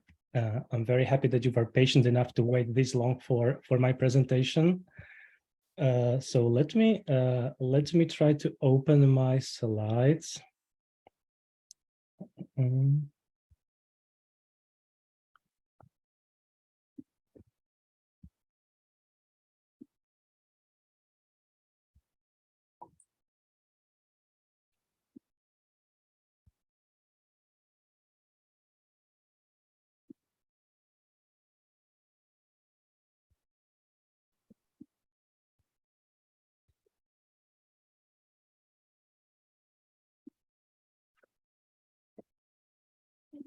Oh, I'm sorry, there's some technical issue that I was afraid. I have to change my computer preferences apparently, because I'm not used to working with Zoom that much. I usually work with Teams, so I apologize.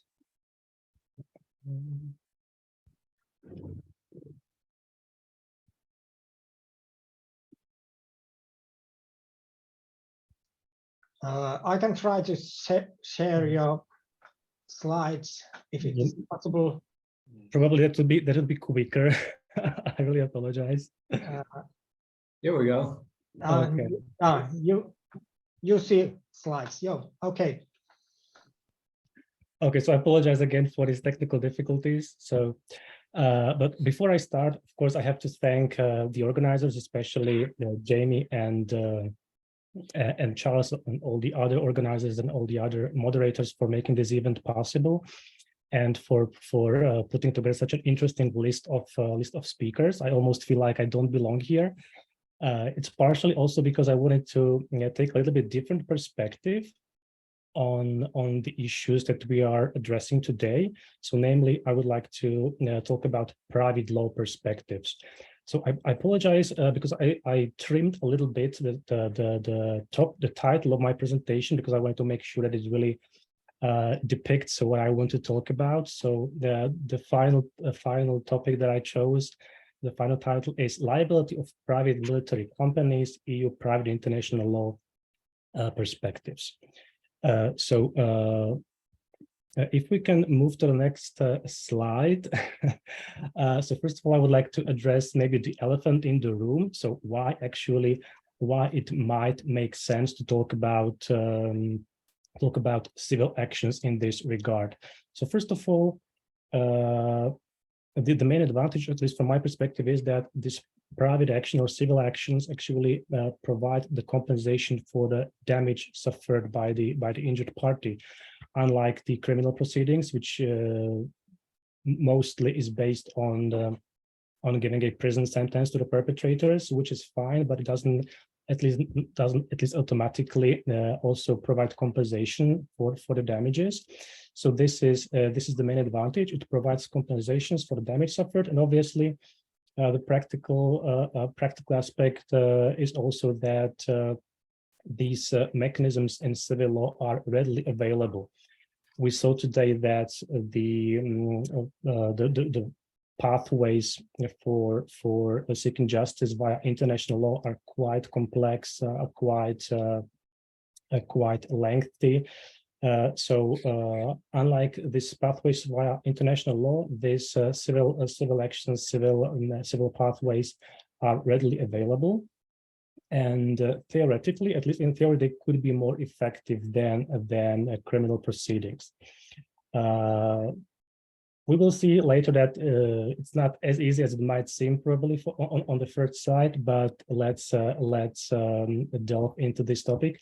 Before I get into it more into details, I would like to point out that obviously we need to talk about private international law here, because even though it is about civil law, of course, we are talking about cross-border issues because the damage occurred in Ukraine. Also, the injured parties are in Ukraine, but the perpetrators are Russian citizens, at least mostly. So there's a cross-border element, and therefore, unfortunately, we need to tackle this issue via the perspective of private international law.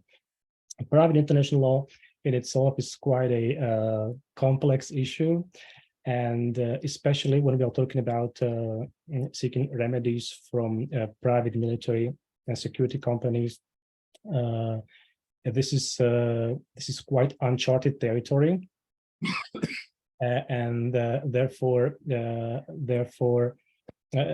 especially provided that we have quite a limited scope of time here, I would like to, in my presentation, I would just like to point out to the crucial issues that need to be taken into account when considering these possible legal pathways. So please don't be surprised if after my presentation you are left with more questions than answers, because I'm obviously not. It's not in my power to provide all the answers here. So if we can move to the next slide, please. So here I summarized the key points that need to be taken into consideration and addressed when considering these legal pathways. So obviously, we are talking about private international law. So private international law only deals with private law matters. So in order to seek a compensation, to seek a claim this way, the claim needs to be of a private law by its nature. That's crucial. The most international instruments, especially those international conventions in the area of private international law, which are adopted under the auspices of the Hague Conference on private international law, and also the instruments in EU private international law, they use the term civil and commercial matters to determine the material scope of these instruments. So civil and commercial matters, this is a autonomous concept, which is not easily defined in any legal instrument. So it's mainly defined by a case law on an ad hoc basis, but it pretty much means private law matters. We will address it. We will take a closer look at this concept on next slide. So first of all, we have to make sure if we want to take this path, our claim needs to be of a private law nature, civil and commercial matters. Then, of course, we need to establish the jurisdiction. So court of which country is actually competent to hear such a case. In this regard, quite important issues could be raised by jurisdictional immunities by states. That's why, even though these claims are directed or should be directed mainly against private military and security companies, still in certain cases the jurisdictional immunities might apply to them. So that's also something to keep in mind. If we establish jurisdiction, then of course we need to establish the law applicable, or in other words, which material substantive rules will govern the claim. Since there's no internationally established substantive rules, usually the national law of certain state will have to apply. And then the last aspect is recognition and enforcement of foreign judgments. So it's not necessary to file a lawsuit in a country in which this judgment should be, or we anticipate it should be enforced. It's obviously more convenient if we do so, but it's not necessary because in private international law, we also have this instrument or this concept of recognition and enforcement of foreign judgments. So even though, for example, if we have a Ukrainian judicial decision, this under certain conditions could be in principle enforced in other states. If it makes sense, because if there are some assets of the perpetrators. So these are the key points in short. So if we can please move to the next slide. Another issue which we need to answer before proceeding to specifics is which source of law do we apply? Because even though private international law does have international law in its title, in its name, it's in fact it's national law in principle, because each state has its own national rules of private international law, rules on jurisdiction and the law applicable and recognition and enforcement of foreign judgments. Obviously, there are certain international instruments, but if a state doesn't participate in or doesn't conclude international agreements in this regard, in principle, national law applies. So, which instruments of private international law could apply here? So, obviously, the first what comes into mind is Ukrainian private international law, of course. So Ukrainian courts should ascertain their jurisdiction on the basis of the rules of private international law valid in Ukraine.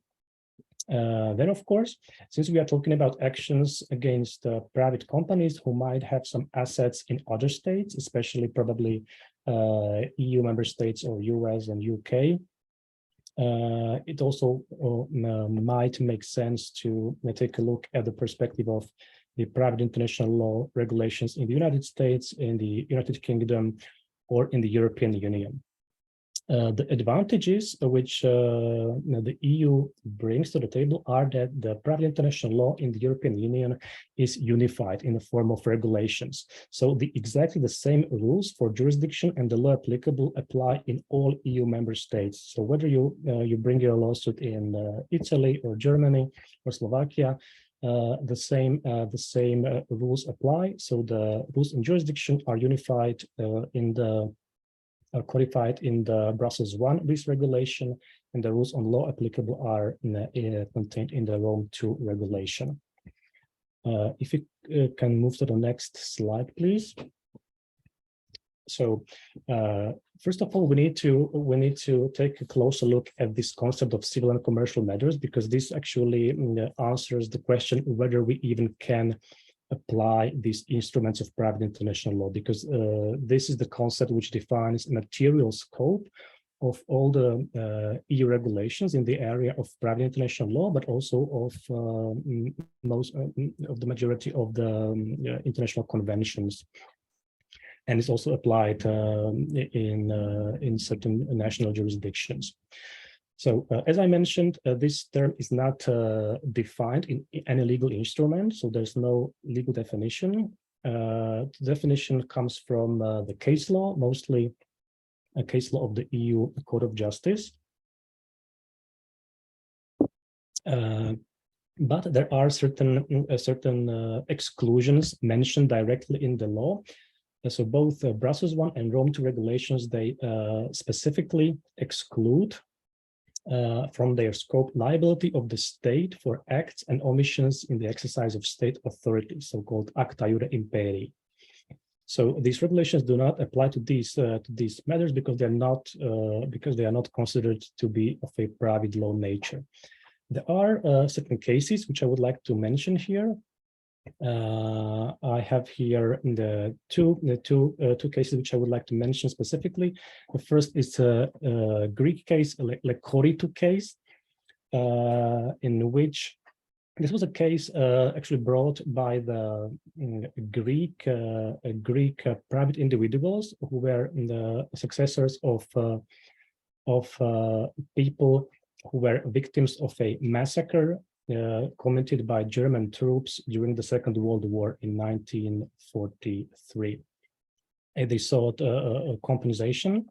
And the EU Court of Justice in this case said that the term civil and commercial matters does not cover a legal action brought by natural persons against another state for compensation in respect of the loss or damage suffered by the successors of the victims of acts perpetrated by armed forces in the course of warfare in the territory of the first state. This judgment was interpreted as giving too much or too significant importance to the fact that the action was directed against a state. It has to be said that it is very important in this regard to make distinction between declaration of war and committing a crime, because obviously, as we will see in the next case, which I have here, but also in other cases, for example, Mahandia case, the EU Court of Justice is quite flexible in interpreting this concept of acta ire imperii, and it interprets it in a functional way. So the Court of Justice says that it is important or crucial to take a look at what kind of actions the author of the damage is exercising, whether this action could fall under the exercise of public powers or not. In the Zonta case, the court said that a claim for damages falls outside the scope of the regulation only where the author of the damage acted in the exercise of public powers. So that's why we need to really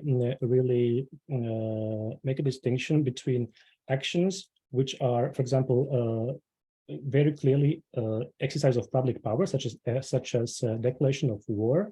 But on the other hand, committing a crime, at least in my view, it doesn't mean it's classified or qualifies as a exercise of public powers, because it could be, this act could be committed by an individual, and while such an act is not in any way approved or apprehended by the state. So really, the Court of Justice adopted this functional interpretation. And for example, if I can quote another interesting case, it was Mahandia case, where the EU Court of Justice actually ruled that even the embassy of Algeria in Germany, which is actually embassy of a third state in a member state, could actually qualify as a branch for the purposes of employment law claim if the employee actually was conducting work which was outside of the scope of exercise of public powers. So we can see that the Court of Justice could be quite flexible when interpreting these terms. So if we can please move to next slide. So next important, or actually the first really relevant issue of private international law is the issue of jurisdiction. So obviously, even though many different sources of law could apply, the EU regulations or national law, usually the criteria for establishing jurisdiction are quite similar, at least when we are talking about these claims for torts or civil damages. The general rule usually is that the competent court is the court of the country where the defendant is domiciled. So domicile of the defendant.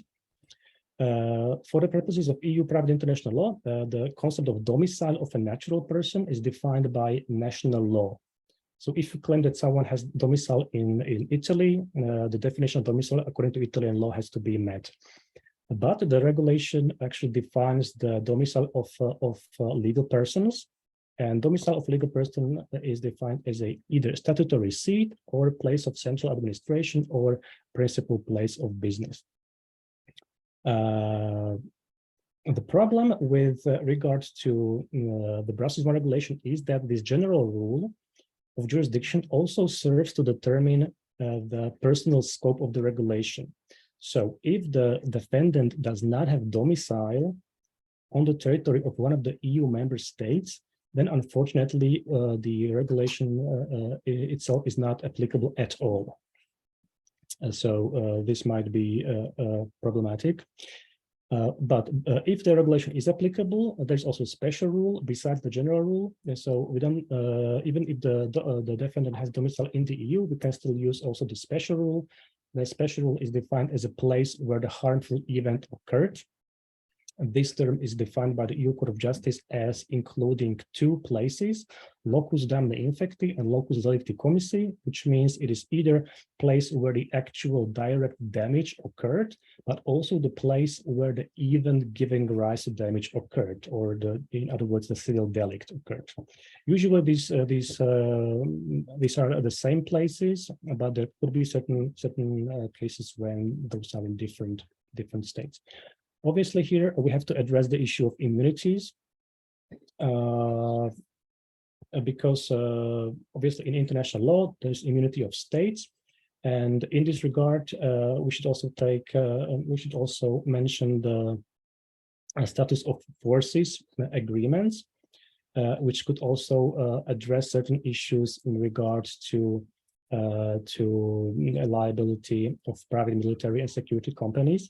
I think this might be also an issue with regard to Ukraine, if we were contemplating maybe civil jurisdiction of Ukrainian courts, because we know that even before 2014, the Russian forces were present on the Crimea. So maybe there was, I suppose there was some kind of agreement between Ukraine and Russia regulating the status of those forces. So we should also take a look at this.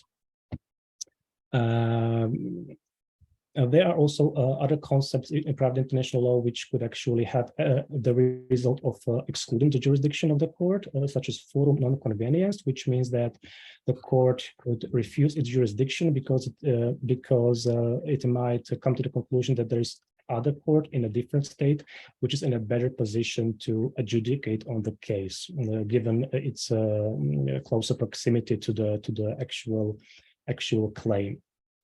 And there's also the doctrine of political questions when the court, this is mostly the issue in the common law countries, not that much in civil law countries, when the court might refuse the jurisdiction because a certain issue is not actually that much legal issue as a political issue. And therefore, while respecting the division of powers, this should not be addressed by courts.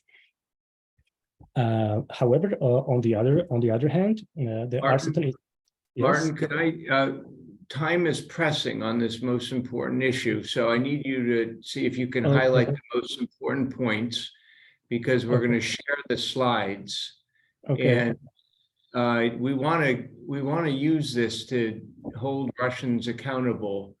So highlight what we need for that at this time, if you would, please.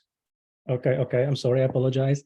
You don't have to apologize. This is awesome stuff. I'm going to immediately go out and try and file a claim, and I hope everyone else does as well. I just you carry the burden of being an expert, and therefore the burden of telling us everything you know, rather than the highlights for now that we can follow up with you on later. Okay. So yes. If you want to establish jurisdiction, I think very important instrument is this institute of exorbitant jurisdiction, because as we saw from these rules, that generally the court will only have jurisdiction if the defendant is domiciled in that state, or if the damage occurred in that state. So this would lead mostly to Ukraine or Russia. But if you want to establish jurisdiction of other states, this instrument of exorbitant jurisdiction comes in hand. This is, however, not included in the EU regulations, but only in national law of certain countries. For example, Italy has this in national law. Italian courts can establish their jurisdiction if the claimant has permanent residence in Italy. More interesting is the American instrument of Alien Tort Statute, which gives the American court jurisdiction in tort claims by foreigners stemming from the violation of international norms that are binding on the United States, irrespective of the place where such violations committed. This looks quite promising on the first sight. However, it is much more complicated. I don't want to go into details because, first of all, I'm not obviously qualified in American jurisdiction, but from what I understood, it's not as optimistic as it might look on the first sight, because there are certain issues which we might maybe discuss later. And the second instrument which might be useful is Forum Necessitatis. This is again something what's not included in Brussels regulation, but in certain national legislations. It is an instrument which actually enables the court to assume jurisdiction over a case, even though normally the court doesn't have prima facie jurisdiction. But the court could assume the jurisdiction if there's no other court in any different state who actually has jurisdiction over the case. So in the pursuit of exercise of the justice, the court actually can assume such jurisdiction. So yeah, if you can move to the next slide, please. The law applicable, to make it short, the crucial two criteria are in all the instruments are either a locus damni infecti or locus delicti commissi. These are two criteria which are used in most instruments in private international law. So either the law of the country where the damage occurred or the law of the country where the event giving rise to damage occurred will govern the case. This would obviously lead to the law of Ukraine as the law applicable to these claims. The scope of the law applicable, obviously the basis and extent, the law applicable, the Ukrainian law in this regard would determine the basis and extent of the liability, including determination of the persons liable, exemptions from liability, burden of proof, limitations of actions, and all the important stuff. If we can move to the next slide, please. Recognition and enforcement of judgments. This is something what we need to discuss when, for example, we come to the conclusion that the jurisdiction of, let's say, European or American courts will not be available. If we have a decision of a Ukrainian court, if we want to enforce such a decision against a perpetrator who has property in one of the, let's say, EU member states or America or other state, we will need to take a look at recognition and enforcement of foreign judgments. This is again mostly governed by rules in national law. However, we have a new instrument, the Hague Judgments Convention of 2019, which will enter into force in the 1st of September this year. So it's quite a new instrument. It's binding upon all the EU member states and by the Ukraine as well. The Russia and United States signed this convention, but they haven't ratified it yet. So as of September this year, it will be binding for all EU member states and for Ukraine. The problem is that it will be applicable on judgments given in proceedings initiated after September 2023. There are, however, some issues because it doesn't apply to activities of armed forces, including the activities of their personnel in the exercise of their official duties. But there's obviously there is some wiggle room to make it applicable on the private military companies or private individuals. So the Ukrainian judgments will be in principle recognizable under this instrument. And please, if we can see the final slide.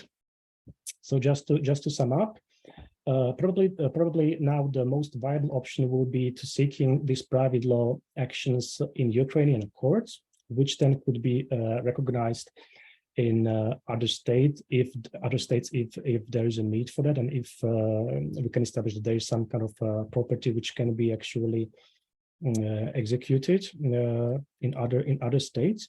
There are, however, certain discussions, even before the war. There have been discussions whether it would be probably appropriate to adopt a new instrument which would actually govern issues related to liability of private military companies, either in EU law or in national law. And such an instrument could actually clarify the issues of the scope of the EU private international law regulations, because obviously it's not clear that they are applicable, or if they are, it's quite a narrow scope which they offer today. So this is something which could be addressed there, but also there were some suggestions that this new instrument could also address some substantive issues, such as inversion of the burden of proof in these types of claims, or in the objective liability of the private military companies and their employees. So there's a quite wide space open. Actually, the EU has been discussing for quite a few years already the instruments in the area of human rights due diligence and enforcement of human rights violations claims against private companies. So there are some discussions in this field already. So maybe this is something that could be also considered in this regard, or in connection with this. Very last point. This is not what I'm talking about is not completely illusional, because there are already some initiatives taking place in practice. There's something called civil society lawfare, which in November last year initiated actually an action in High Court in London against the Wagner Group in London, seeking accountability and reparations against the Wagner Group in this court in London. So this is something interesting to follow, how the British courts will actually tackle these issues. And also in theory, it might be worth to try at least a so-called test action in one of the EU jurisdictions or in Ukraine to see how the courts will actually approach these issues, because as I mentioned, the current state of play leaves more questions open than it provides answers to. So thank you very much for your attention, and I apologize again for being longer and taking much more time than I was supposed to.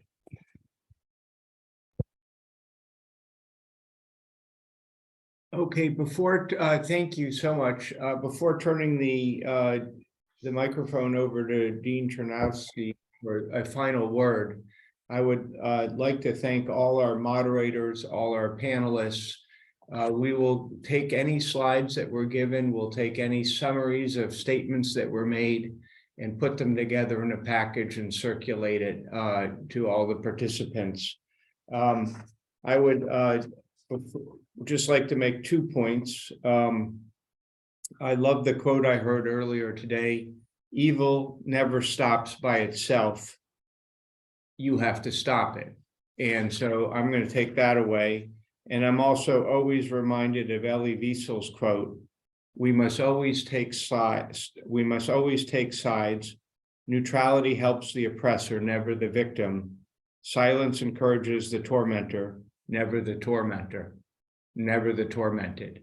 And as academics, we have to use our voices to make sure that we're not confronted with silence, but we are taking sides, in my view. Dean Chernovsky, the floor is yours for a closing comment or statement, please.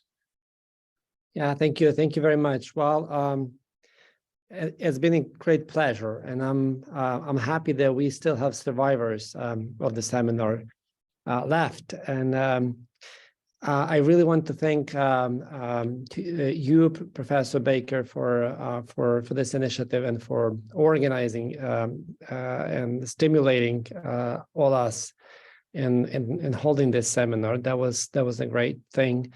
There's been a very rich menu of thoughts and ideas and concepts which we heard today, and I'm sure that we should be able somehow to accommodate those great insights into building and fostering our project. it was very, very moving on emotional level just to hear those presentations from our colleagues from other countries. It's very moving to realize how much effort you've put into helping Ukrainian people in Ukrainian country. So that great spirit of solidarity is something which helps to move forward, which helps to strive for the victory. Well, I think by kind of concluding, I mean, just a few very quick thoughts. I think that it would be good to get clarity as to what the victory is or should be for Ukraine and also for our partners. It would be helpful in terms of kind of defining what security is or should be, or how we fix the whole kind of security architecture. I think that's the second point, that the whole kind of ethical, moral, and accountability issues are very, very critical in terms of, again, kind of rebuilding, restructuring, redesigning the whole security architecture. It's clear that the whole kind of security edifice should be built upon a new ethical infrastructure, if I can put it this way. And it's also very important to those kind of initiatives. I mean, it's very important to realize that evil can go unpunished. And this is why ideas like international tribunal is something very, very important. I think that's the third point, that we should really understand that our democracies are very important pieces of our critical infrastructures. I mean, that's the kind of conclusion I'm drawing based on the Ukrainian experience, and democracy is something which should be understood as a kind of critical infrastructure. And this is where ideas not only of good governance, but of kind of good citizenship are very, very important. That's the direction. And that good citizenship and good governance is something which makes us safe and secure. That's basically the point. And finally, there's been a lot mentioned about what's the role academy should play in all this. And I think the most important role would be in kind of enriching our toolbox in sense of developing new mental, if you wish, concepts, how to confront new realities, such as a hybrid war we are confronted with. And this is something where I think we should invest our efforts in academia and being able to grasp, capture, and understand that new realities. And with this, I'd like to thank you all for your wonderful and splendid contributions that you've made this symposium. Thank you very much indeed. Thank you. God bless and good luck. Good night to all. We'll see you next time. Thank you. Goodbye. All the best. Bye. So long. Thanks, everybody.